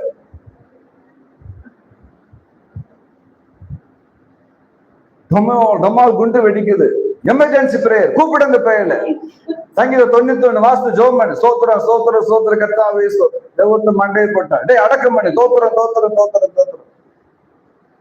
ஞாயிற்றுக்கிழமை கம்யூனியன் கொடு, தோத்திரம் தோத்திரம் தோத்திரம். ஃப்ரெண்டு கிட்ட சொன்னாங்க, வசனம் அந்த மாட்டிக்கிட்டேன். அங்க இருந்தாலாவது வாரத்துக்கு ஒரு பிரசங்கம் தான், இங்க டெய்லி பிரசங்கம் பண்ண வேண்டியது இருக்கு. இந்த மனுஷன் அந்த 2 வருஷம் அந்த கப்பலுக்கு அந்த சாப்ளியன் வரவே இல்லை. இவன் தான் சாப்ளியன். பைபிள்ல படிக்காத வசனமே கிடையாது. அவன் சொன்னான், பேசாம நான் வீட்டுக்கே போய் சர்ச்சைக்கே பாதுகாறேன். அங்க என்ன நடந்துச்சு? அவங்க அம்மா ஜெபம் பண்றாங்க, லெட்டர் பார்த்து, ஆண்டவரே இந்த லெட்டரை என் பையன் எனக்கு எழுதல, உங்களுக்கு எழுது. ஏன் கையை விட்டு போகலாம், உங்க கையை விட்டு போக முடியுமா? புடிச்சுக்கோங்க டைட்டா. ஏன் கையை விட்டு போகலாம், உங்க கையை விட்டு போக முடியுமா? உங்க கையை விட்டு போகும்போதுதான் நஷ்டம். உங்களுடைய கையை விட்டு ஒருவரும் வெளியே போவதில்லை.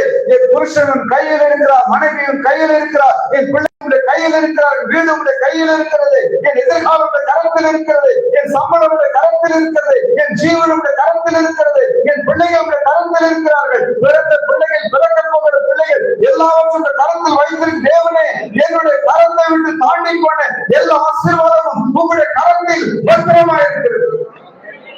நீங்க பார்த்துக்கோங்க சாமின்னு அந்த அம்மா ஆம்பி போட்டுட்டாங்க. அந்த போதகை அவர் 2 வருஷம் கான்ட்ராக்ட் பண்ணி தலை தறிக்க வீட்டுக்கு ஓடி இருந்தார். அம்மா என்ன பைபிள் காலத்துல போட்டுருப்பான், திரும்ப மிலிட்டரிக்கு போனா கஷ்டமா, இந்த நேரம் ப்ரே பண்ணிட்டே இருந்து சொல்றாங்க. அம்மா சொன்னாங்களா, ஆடுற மாட்டை ஆடி கறக்கணும், பாடுற மாட்டை மாடி கறக்கணும், மயிலேனா. அதனால என் கைக்குன்னு தப்பி போலாம், ஒண்ணு உண்டாக்குறது கைக்குன்னு தப்பி போகணும். சொல்லுங்க. எதை இழந்தாலும் சொல்லுங்க எல்லாரும் கூட சேர்ந்து, எதை இழந்தாலும் இம்மையில் உனக்கு 100 நியாயம் நான் தரேன். 100ன்னு ஒரு கணக்குக்கு ஆண்டவர் சொல்றாரு. அந்த தேவன் என்ன சொல்றார்? திரும்ப திரும்ப திரும்ப திரும்ப நீ ஒரு முறை என்னை அறிக்கை பண்ணின, நான் உன் பெயரை திரும்ப திரும்ப திரும்ப திரும்ப திரும்ப, ஒரு முறை நீ என்னை சந்தோஷப்படுத்த, நான் உன்னை திரும்ப திரும்ப திரும்ப திரும்ப சந்தோஷப்படுத்துவேன். ஒரு முறை எனக்கு நீ கீழ்ப்படுத்தால் நான் நீ சொல்வதை திரும்ப திரும்ப திரும்ப கேட்கும் போது, ஒரு முறை நீ என்னை தேடி வந்தாய், நான் உன்னை 100 முறை தேடி வரப்போகிறேன். ஒரு முறை என்னை கணப்படுத்தினால் 100 நான் கேட்கணும். It's very simple. உலகத்திலேயே 100 மடங்கு வட்டி கொடுக்கிற ஒரே பேங்க் ஏசாமி பேங்க். ஆமா, எதை வேணாலும் டெபாசிட் பண்ணலாம். ஏசுநாதர் பேங்க்ல மட்டும் நேரத்தை போய் டெபாசிட் பண்ணலாம், பலத்தை டெபாசிட் பண்ணலாம், ஜெபத்தை டெபாசிட் பண்ணலாம், ஸ்தோத்திரத்தை டெபாசிட் பண்ணலாம், அன்பை டெபாசிட் பண்ணலாம். ஆனா பேங்க்ல வெறும் தங்கம் தான், வைரத்தை கூட எடுக்கிறது இல்லை. அப்படிதானம்மா? அந்த தங்கம் உரசியே 100 கிராம் போச்சு. ஆனா ஆண்டவர் சொல்றாரு, என் நாமத்து நிமித்தம் எதை இழந்தார் இம்மையில் 100 மறுமையில் நித்திய ஜீவனாகவும். கர்த்தர் ஒரு கணக்கு வைத்திருக்கிறார். உண்மைதானா? சொல்லுங்க. தானியேல்னு ஒரு பையன் இருந்தார். 1ஆம் அதிகாரம் தானியேல் புஸ்தகம் முதல் 3 வசனங்கள். அவருடைய காலத்துல நேபுகாத்நேச்சார் ஒரு அரசர் வருகிறார். 1 நாளாகமம் 27, 28 அதிகாரங்களில் தாவீது அரசன் மூலமாய் சாலமோனுக்கு சேர்த்து வைக்கப்பட்ட எல்லா பனிமுட்டுகளையும் இந்த ராஜா கொண்டு போயிட்டார். கொண்டு போயிட்டு அவருடைய ஆலயத்தினுடைய பண்டக சாலையில் வச்சுட்டார். இங்க பாபிலோன்ல கர்த்தருடைய பாத்திரம், கர்த்தருடைய பலிபீடத்தின் பாத்திரம், கர்த்தர் பயன்படுத்துகிற பாத்திரம், கர்த்தருடைய பொற்பாத்திரம், இந்த ராஜா கொண்டு போய் தன்னுடைய ஆலயத்தில் வச்சு லாக் பண்ணி பூட்டிட்டார். நல்லா கவனிங்க, கர்த்தர் ஒப்பு கொடுத்தார்னு போட்டு. யூதாவையும் தேவாலயத்தின் பனிமுட்டுகளையும் கர்த்தர் நேபுகாத்நேச்சார் கையில் கொடுத்தார். யாரும் கொண்டு போக முடியாது, ஆண்டவர் ஒப்பு கொடுத்தார். 70 வருடம் அந்த தேவனுடைய ஆலயத்தினுடைய பனிமுட்டுகள் பயன்படாமல் செயலற்று போய் அறையிலே பூட்டப்பட்டிருக்கிறது. அதை துடைக்க ஒருவரும் இல்லை, பாதுகாக்க ஒருவரும் இல்லை, பயன்படுத்த ஒருவரும் இல்லை. Totally locked in a dark room, in a godown or in a warehouse. 70 வருஷம் தாண்டி விட்டது. நல்லா கவனிங்க, பாத்திரங்க, அதுக்கு உயிரும் கிடையாது, ஒண்ணும் கிடையாது. அந்த பாத்திரத்தை திரும்ப தேவாலயத்தை கொண்டு வர்றதுல அவர் அவ்வளவு குறியா இருக்கார். ஏன்? எபிரேயர் புஸ்தகம் 9:21 சொல்லுகிறது, அந்த பாத்திரத்தின் மேல், அந்த பனிமுட்டுகளின் மேல் ஆட்டுக்குட்டியின் ரத்தம், கடாக்களின் ரத்தம், பரிசுத்த ரத்தம் தெளிக்கப்பட்டிருக்கிறது. இவ்வளவுதான், வேற ஒண்ணு. 1 பேதுரு 1:2 சொல்லுகிறது, நம்மையும் அந்த தெளிக்கப்படுதலுக்கு தேவன் அழைத்திருக்கிறார். இந்த பாத்திரத்துக்கு மற்ற பாத்திரங்களுக்கு என்ன வித்தியாசம்? அதே 100 கிராம் கோல்டு தான், இதுவும் 100 கிராம் கோல்டு தான். இந்த பாத்திரங்கள் ரத்தத்தினால் பரிசுத்தமாக்கப்பட்ட, பிரதிஷ்டை பண்ணப்பட்ட பாத்திரங்கள். இந்த பாத்திரங்களை தேவன் ஒரு அந்நிய அரசனின் கையில் ஒப்பு கொடுத்தார். அந்த அந்நிய அரசன் தன்னுடைய அரண்மனையில் இருக்கிற தேவாலயத்தினுடைய பண்டகசாலையில் வைத்திருந்தார். இப்போ ஒரு ஆள் ஆண்டவர் எழுப்புறார். எஸ்ரா புஸ்தகம் 1ஆம் அதிகாரம் 1-2 வசனங்களில் எஸ்ரா சொல்லுகிறாங்க, உலகத்தில் இருக்கிற எல்லா ராஜ்யத்தையும் தேவன் என் கையில் கொடுத்து என்னை அரசனாக்கி என்னை மகிழ்வித்திருக்கிறார். எதற்காக? அவருடைய ஆலயத்தை நான் கட்டுவதற்காக. 7 முதல் 10 வசனங்களில் சொல்லுங்க, ஆகவே கர்த்தருடைய ஆலயத்தின் பனிமுட்டுக்கள், பாபிலோன் அரசனால் கொண்டு வரப்பட்ட அடைக்கப்பட்டிருக்கிற பனிமுட்டுக்கள், இந்த பாத்திரங்கள் மிகுந்த பாதுகாப்போடு எந்த ஆலயத்திலிருந்து வந்ததோ அந்த ஆலயத்திற்கே திரும்பி செல்லும்படி விசேஷமான ஒரு உத்தரவை, ஒரு ஆணையை அவர் பிறப்பிக்கிறார். சொல்லுகிறார், கர்த்தருடைய ஆலயத்தின் பனிமுட்டுகள் அதனுடைய ஸ்தலத்துக்கு திரும்பி போகும்படி ராஜாவின் உத்தரவு அருளப்படுகிறது. நல்லா ஞாபகம் வச்சுக்கோங்க, நம்முடைய ஆலயத்துக்கு ஆண்டவர் சில பாத்திரங்களை வைத்திருக்கிறார். பிசாசு சிலரை கொண்டு போயிடுச்சு, மறைச்சு வச்சிருக்குது. ஆனால் கோரேஸ் அரசர் சொல்லுகிறார், அபிஷேகம் அரசர் சொல்லுகிறார், அந்தந்த பாத்திரங்கள் அந்தந்த ஸ்தானத்திற்கு போகும்படி நாம் திருப்பி கொண்டு செல்ல போகிறேன். 70 வருஷம் ஆண்டவர் அமைதியா இருந்தாருங்க. திடீர்னு ஒரு கோபம் வந்துச்சு. 5ஆம் அதிகாரம் 24 முதல் 30 வசனங்களை வேதம் சொல்லுகிறது, பெல்ஷாஸ்தார் என்னும் அரசன், தானியேல் புஸ்தகம், இந்த பாத்திரங்களை எல்லாம் மிஸ்யூஸ் பண்றாரு. அது தொடாம விடுற வரைக்கும் பிரச்சனை கிடையாது. இந்த பாத்திரத்தை அவன் தொட்டு தேவனுடைய பிரமாணத்திற்கு மிஞ்சின விதத்தில், கர்த்தருடைய அனுமதிக்கு மிஞ்சின விதத்தில் பரிசுத்த பாத்திரத்தை மதுபானத்தின் பாத்திரமாய் மாற்றி தன்னுடைய மனைவிகளோடு வைப்பாட்டிகளோடும் மதுவை அவன் பாத்திரத்தில் ஊற்றி அவன் குடிக்கும் பொழுது முடிக்கலைங்க. 70 வருஷம் அந்த பாத்திரம் பயன்படுத்தப்படவில்லை, தேவன் மௌனமாக இருந்தார். 70 வருஷம் அந்த பாத்திரம் இருட்டில் இருந்தது, தேவன் மௌனமாக இருந்தார். 70 வருஷம் அந்த பாத்திரம் அடைக்கப்பட்டிருந்தது, தேவன் மௌனமாக இருந்தார். ஆனால் அந்த பாத்திரத்தை கர்த்தருக்கு சித்தமில்லாத கரங்கள் தொட்டவுடன், கர்த்தருக்கு சித்தமில்லாத பாதையில் அந்த பாத்திரங்கள் பயன்படுத்த பிசாசினால் கொண்டு வரப்பட்ட அடுத்த நிமிஷம், அடுத்த நாள் அல்ல, அடுத்த நிமிஷம், ஓ ஹல்லேலூயா, பரலோகத்தின் கதவுகள் திறந்தது. ஒரு கையொழுப்பு புறப்பட்டு வந்தது. ஓ வானத்திலிருந்து புறப்பட்டு வந்த அந்த கை எழுதியது, மேலே மேலே கேட்கவும் வாசின் ஒரு ராஜ்யம் இரண்டாய் பிரிக்கப்படுகிறது. இதற்கு தேவன் சொல்கிறார், உன்னை கொடுத்தது அந்த ராஜ்யம் இரண்டாய் பிரிக்கப்படுகிறது. உனக்கு விரோதமாக எழுதுகிற சக்திகளை தேவன் இரண்டாய் பிரிக்கிறார். மேலே மேலே கேட்க உட்வாசி. அவ்வளவுதான் அமைதியா இருந்தார். 70 வருஷம் அமைதியா இருந்தாருங்க. 9ஆம் அதிகாரம் தானியேல் புத்தகம் 1 முதல் 3 வசனங்கள் அப்படி சொல்லுகிறது. 70 வருஷம் அமைதியா இருந்தார்.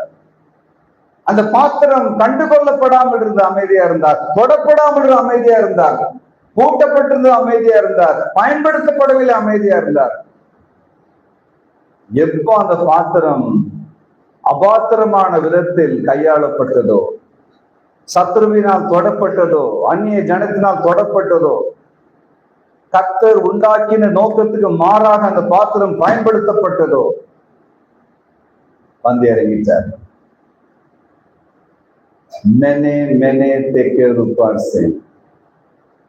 பரலோகத்துல அந்த கரம் 70 வருஷம் சும்மாதாங்க இருந்துச்சு. அன்னைக்கு ஒரு பேனாவை தூக்கிட்டு கீழே இறங்கி வந்தது. ஒரு ராஜ்யம் 2ஆய் பிரிக்கப்படும். ஒரு விஷயம் நான் சொல்றேன், உங்களுக்கு விரோதமாய் எழும்புகிற பிசாசின் ராஜ்யம் 2ஆய் பிரிக்கப்படுகிறது. கட்சிகள் 2ஆய் பிரிக்கப்படுகிறது. ஒவ்வொரு பிரிவினை ஆவியை தேவன் அனுப்புகிறார். உனக்கு விரோதமாய் வருகிற ஆவிகள் 2ஆய் பிரிகிறது. இந்த சூரியனின் மகனை 2ஆய் பிரிகிறது. 2ஆய் பிரிக்கிறார். ஹல்லேலூயா. உங்களுடைய பாத்திரம் உன்னை மறுபடியும் தேவாலயத்தை கொண்டு போய் நிறுத்துகிறார். பாத்திரமாய், ஆசாரிகளின் கையில் இருக்கிற பாத்திரமாய் கர்த்தரை ஆசீர்வதிக்கிறார். அவரை கணக்கு வைத்திருக்கிறார், நேர கணக்கு வச்சிருக்கிறார். ஹல்லேலூயா. Not only the quantity calculation is the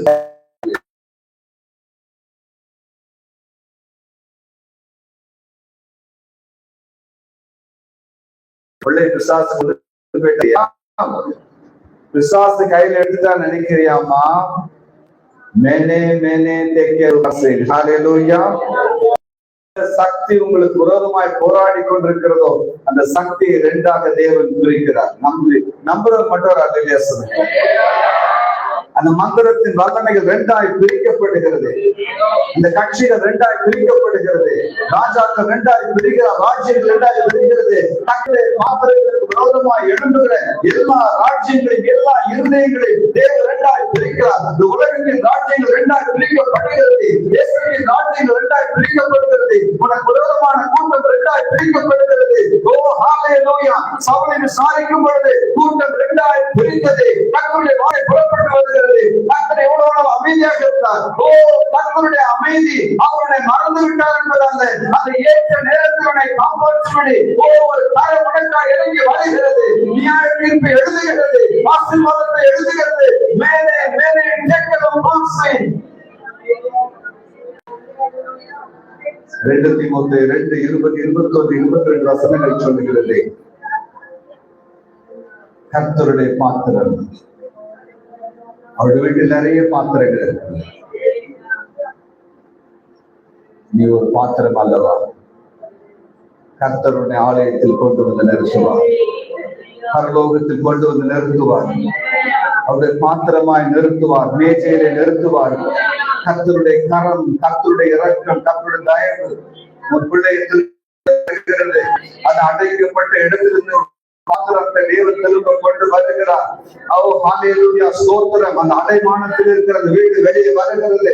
ஸ்தோத்திரம் ஸ்தோத்திரம் ஸ்தோத்திரம் ஸ்தோத்திரம். அந்த அடைபட்டிருக்கிற அந்த மகனின் காரியங்கள் கர்த்தர் வெளியே கொண்டு வருகிறார். அந்த அடைபட்டிருக்கிற வீட்டை கர்த்தர் வெளியே கொண்டு வருகிறார். அடைபட்டிருக்கிற ஆத்மாக்கள் வெளியே கொண்டு வருகிறார்.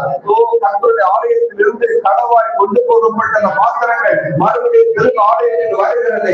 கர்த்தரை திரும்ப கொண்டு வருகிறார். அந்த அபிஷேகம் திரும்ப வருகிறது. அந்த ஆசீர்வாதம் திரும்ப வருகிறது. அந்த வாக்குத்தத்தங்கள் திரும்ப வருகிறது. அந்த ஆத்மாக்கள் திரும்ப வருகிறார்கள். அந்த நன்மைகள் திரும்ப வருகிறது. அந்த வாக்கியம் அந்த கிருபைகள் திரும்ப வருகிறது. அந்த வரங்கள் திரும்ப வருகிறது.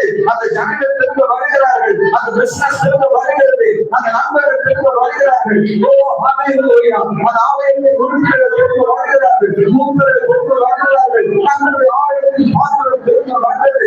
7 வருஷம் முடிந்துவிட்டது. 7 வருஷம் முடிந்துவிட்டது. பாத்திரங்களுடைய நாட்கள் முடிந்துவிட்டது. கர்த்தருடைய ரத்தம் வெடிக்கப்பட்ட பாத்திரம், கர்த்தரால் அபிஷேகம் பண்ணப்பட்ட பாத்திரம், கழுவப்பட்ட பாத்திரம், ரட்சிக்கப்பட்ட பாத்திரம், அபிஷேகம் பண்ணப்பட்ட பாத்திரம், அபிஷேகம் பண்ணப்பட்ட பாத்திரம். யாரும் அதை கொண்டு போக முடியாது. யாரும் அதை கொண்டு போக முடியாது. யாரும் அதை கொண்டு போக முடியாது. கர்த்தரை திரும்ப ஆலயத்தில் கொண்டு வருகிறார். ஆலயத்தில் பலிபீடத்தை கொண்டு வருகிறார். ஆலயத்தின் அலங்காரங்களை கொண்டு வருகிறார். அந்த பாத்திரங்கள் வெளியே வருகிறது. வெண்கல பாத்திரங்கள், அந்த பாத்திரங்கள், வெண்கல பாத்திரங்கள், வெள்ளி பாத்திரங்கள், எல்லா பாத்திரங்களையும் திரும்ப கொண்டு வருகிறார். கிண்ணங்கள் திரும்ப வருகிறது. கத்திகள் திரும்ப வருகிறது. பாத்திரங்கள் திரும்ப வருகிறது. கத்திகள் திரும்ப வருகிறது. கரடிகள் திரும்ப வருகிறது. கவசம் திரும்ப வருகிறது. ஆலயத்தில் அநேகருக்கு ஒவ்வொரு பொறுப்பு வருகிறது. கொண்டு வருகிறார். நூம கவசத்தை கொண்டு வருகிறார். கட்டிகளை கொண்டு வருகிறார். பயப்படாதே. உன் ஆத்மாக்கள் திரும்ப வருகிறார்கள். உன் நன்மைகள் திரும்ப வருகிறது. உன் வேண்டுதலுக்கு திரும்ப வருகிறது. உன் மகிழ்வுக்கு திரும்ப வருகிறது. அடைக்கப்பட்ட எல்லா அடைப்புகளை கட்டளம் செய்கிறார்.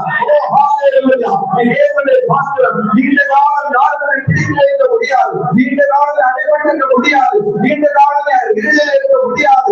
அபிஷேகம் பண்ணப்பட்ட பாத்திரம் உன் பொருள், உன் வீடு, உன் சம்பத்து அநேக நாட்கள் விசுவாசத்தின் பிடியில் இருக்க முடியாது. மக்களுக்கு ஒரு பணத்தை வைத்திருக்கிறார். தேவகால மன்னன் கொண்டு கொண்டு இன்னொரு அசனை ஒரு தேவன் திரும்ப கொண்டு உனக்கு ஒரு கோடையை சொல்லி மக்கள் ஒரு கோடையை எழுப்புகிறார். இந்த தேசத்தில் கோடையை எழுப்புகிறார். தமிழ்நாட்டில் கோடையை எழுப்புகிறார். உலகத்தில் கோடையை எழுப்புகிறார். கோடையை நாவியை பெற்ற தலைவர்களை தேவன் எழுப்பிக் கொண்டிருக்கிறார். கோடையை நாவியை பெற்ற பிஷப்புகளை, தலைவர்களை, போலீசர்களை தேவன் எழுப்பிக் கொண்டிருக்கிறார். பாத்திரங்கள் வெளியே வருகிறது. மறைந்திருக்கிற கற்பனை பாத்திரங்கள் வெளியே வருகிறது. கிராமத்தில் இருந்து வெளியே வருகிறது. மறைவான இடத்திலிருந்து வெளியே வருகிறது. உன் வீட்டில் மறைந்திருக்கிற கற்பனை பாத்திரம் வெளியே புறப்பட்டு வருகிறது. எழுப்புவதற்கான காலங்களை அது பாத்திரங்களை வெளியே கொண்டு வருகிறார். பயப்படாது. மறைந்திருக்கிற பாத்திரம், அடைக்கப்பட்ட பாத்திரம் தேவனுடைய அரசாங்கத்தில் கொண்டு போய் நிறுத்துவார். வடிவத்தில் கொண்டு போய் நிறுத்துவார். மேடையிலே கொண்டு போய் நிறுத்துவார். அரசாங்கத்தினுடைய எல்லா ஜனங்களும் கொண்டு போய் நிறுத்துவார். சிறையில் யோசேப்பின் பாத்திரத்தை கொண்டு போய் ராஜாக்கு முன்பாக நிறுத்தின இரக்கமுள்ள தேவன் இந்த ராத்திரியில போராடி கொண்டிருக்கிறார். 70 வருஷம் அழைக்கப்பட்டாலும் அந்த பாத்திரத்தின் அழைப்பு மாறவில்லை. அழகு மாறவில்லை. ஐஸ்வர்யம் மாறவில்லை. மகிமை மாறவில்லை. மதிப்பு மாறவில்லை. வேலை மாறவில்லை. இருந்த அறைக்குள்ள அந்த பாத்திரங்கள் மீது கர்த்தருடைய கண்கள் உலாவிக் கொண்டே இருந்தது. கர்த்தருடைய ஆவியானவர் பாதுகாத்துக் கொண்டிருந்தார். கர்த்தருடைய தூதர்கள் அவனாய் இருந்தார்கள். அந்த பாத்திரங்கள் ரத்தத்தால் தெளிக்கப்பட்ட பாத்திரம். ரத்தத்தால் தெளிக்கப்பட்டது. கழுவப்பட்டவர் பயப்படார்.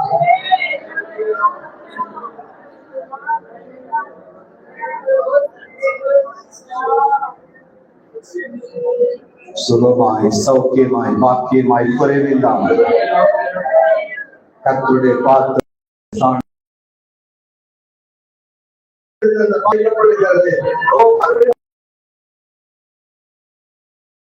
ஆசீர்வாதம்.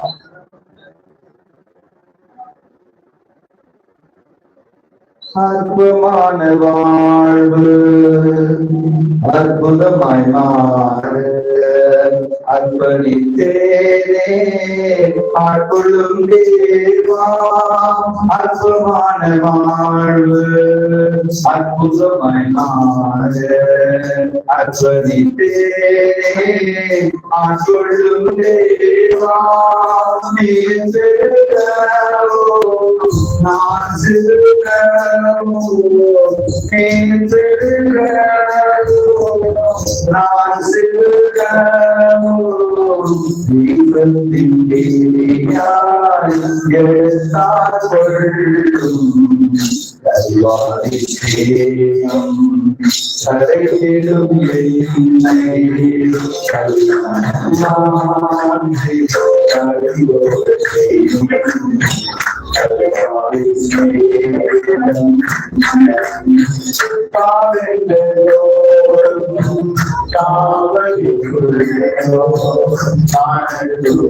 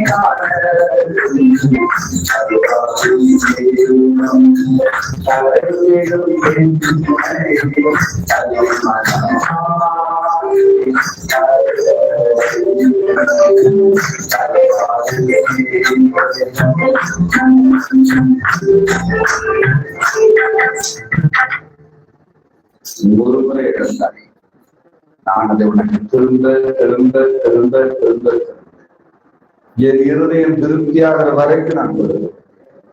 என் மனம் திருப்தியாக, நீ போதும் என்று சொல்லலாம், நான் போதும் என்று சொல்லுகிற வரை நான் ஆசீர்வாதம் பெற்றுக்கொள்வேன். என் இருதயம் திருப்தி அடைகிற வரை உன்னை நிரப்ப போகிறேன். என் இருதயம் திருப்தி அடைகிற வரைக்கும் நான் ஆசீர்வதிக்க போகிறேன். என் இருதயம் திருப்தி அடைகிற வரைக்கும் நான் அதை பயன்படுத்த போகிறேன். நான் திருப்தி அடைகிற வரைக்கும் என் ஆசீர்வாதங்களுக்கு ஒரு பாத்திரங்கள் திரும்ப வரைக்கும் தேவாலயத்துக்கு வெளியே போன அத்தனை பாத்திரங்களை தேவன் திரும்ப கொண்டு வருகிறார். ஆதி திருச்சபையினுடைய எழுப்புதலில் உள்ளே வந்த பாத்திரங்கள் வெளியே போயிருக்கிறது, எல்லாவற்றையும் திரும்ப கொண்டு வருகிறார். மிஷனரிமார்களின் காலத்தில் வெளியே போன பாத்திரங்களை திரும்ப கொண்டு வர பயப்படாது. தேவனுடைய ரத்தத்தினால் தெளிக்கப்பட்டு பின்மாறி போயிருக்கிற லட்சக்கணக்கான ஜனங்களை 26ஆம் வருஷம் மறுபடியும் திரும்ப கொண்டு வர போகிறார். மறைந்து போன அத்தனை ஆசீர்வாதங்களை திரும்ப கொண்டு வருகிறார். கர்த்தருடைய பிள்ளைகளை திரும்ப வெளியே கொண்டு வருகிறார். அது மட்டுமல்ல, அநேக ரகசிய கிறிஸ்தவர்கள் உண்டு அடைபட்டிருக்கிறார்கள். கர்த்தர் அவர்களை வெளியே கொண்டு வருகிறார். தேவனை மகிமைப்படுத்த போகிறார். எல்லா அடைபட்ட ஜனங்கள் வெளியே புறப்பட்டு வரட்டும். அடைபட்ட ஆசீர்வாதங்கள் புறப்பட்டு வரட்டும். அந்நிய ஆலயங்கள் இருக்கிற ஆசீர்வாதங்கள் புறப்பட்டு வரட்டும். அந்நிய கண்டக சாலையில் இருக்கிற கர்த்தருடைய பிள்ளைகள் புறப்பட்டு வரட்டும். கர்த்தருடைய ரத்தத்தால் தெளிக்கப்பட்ட பாத்திரங்கள் ஒவ்வொரு விடுதலை செய்து ஜெபிக்கிறோம். ஒவ்வொரு பொருளை விடுதலை செய்து ஜெபிக்கிறோம். ஒவ்வொரு வீட்டை விடுதலை செய்து ஜெபிக்கிறோம். ஒவ்வொரு மகிமையின் ஆசீர்வாதங்களை விடுதலை செய்து ஜெபிக்கிறோம். கர்த்தருடைய ஆவியானவரே, நீருடைய பிள்ளைகளை இரக்கம் செய்கிறார். இரக்கத்துக்காக இந்த வார்த்தையை கொடுத்து இருப்பார். நாங்கள் சந்தோஷமா ஏற்றுக்கொள்கிறோம். மகிமை உமக்கு மாத்திரம். இயேசு ரட்சகர் நாமத்தில் நாங்கள் ஜெபிக்கிறோம் சுவாமி. Thank you so much. God bless you. Hallelujah. Hallelujah.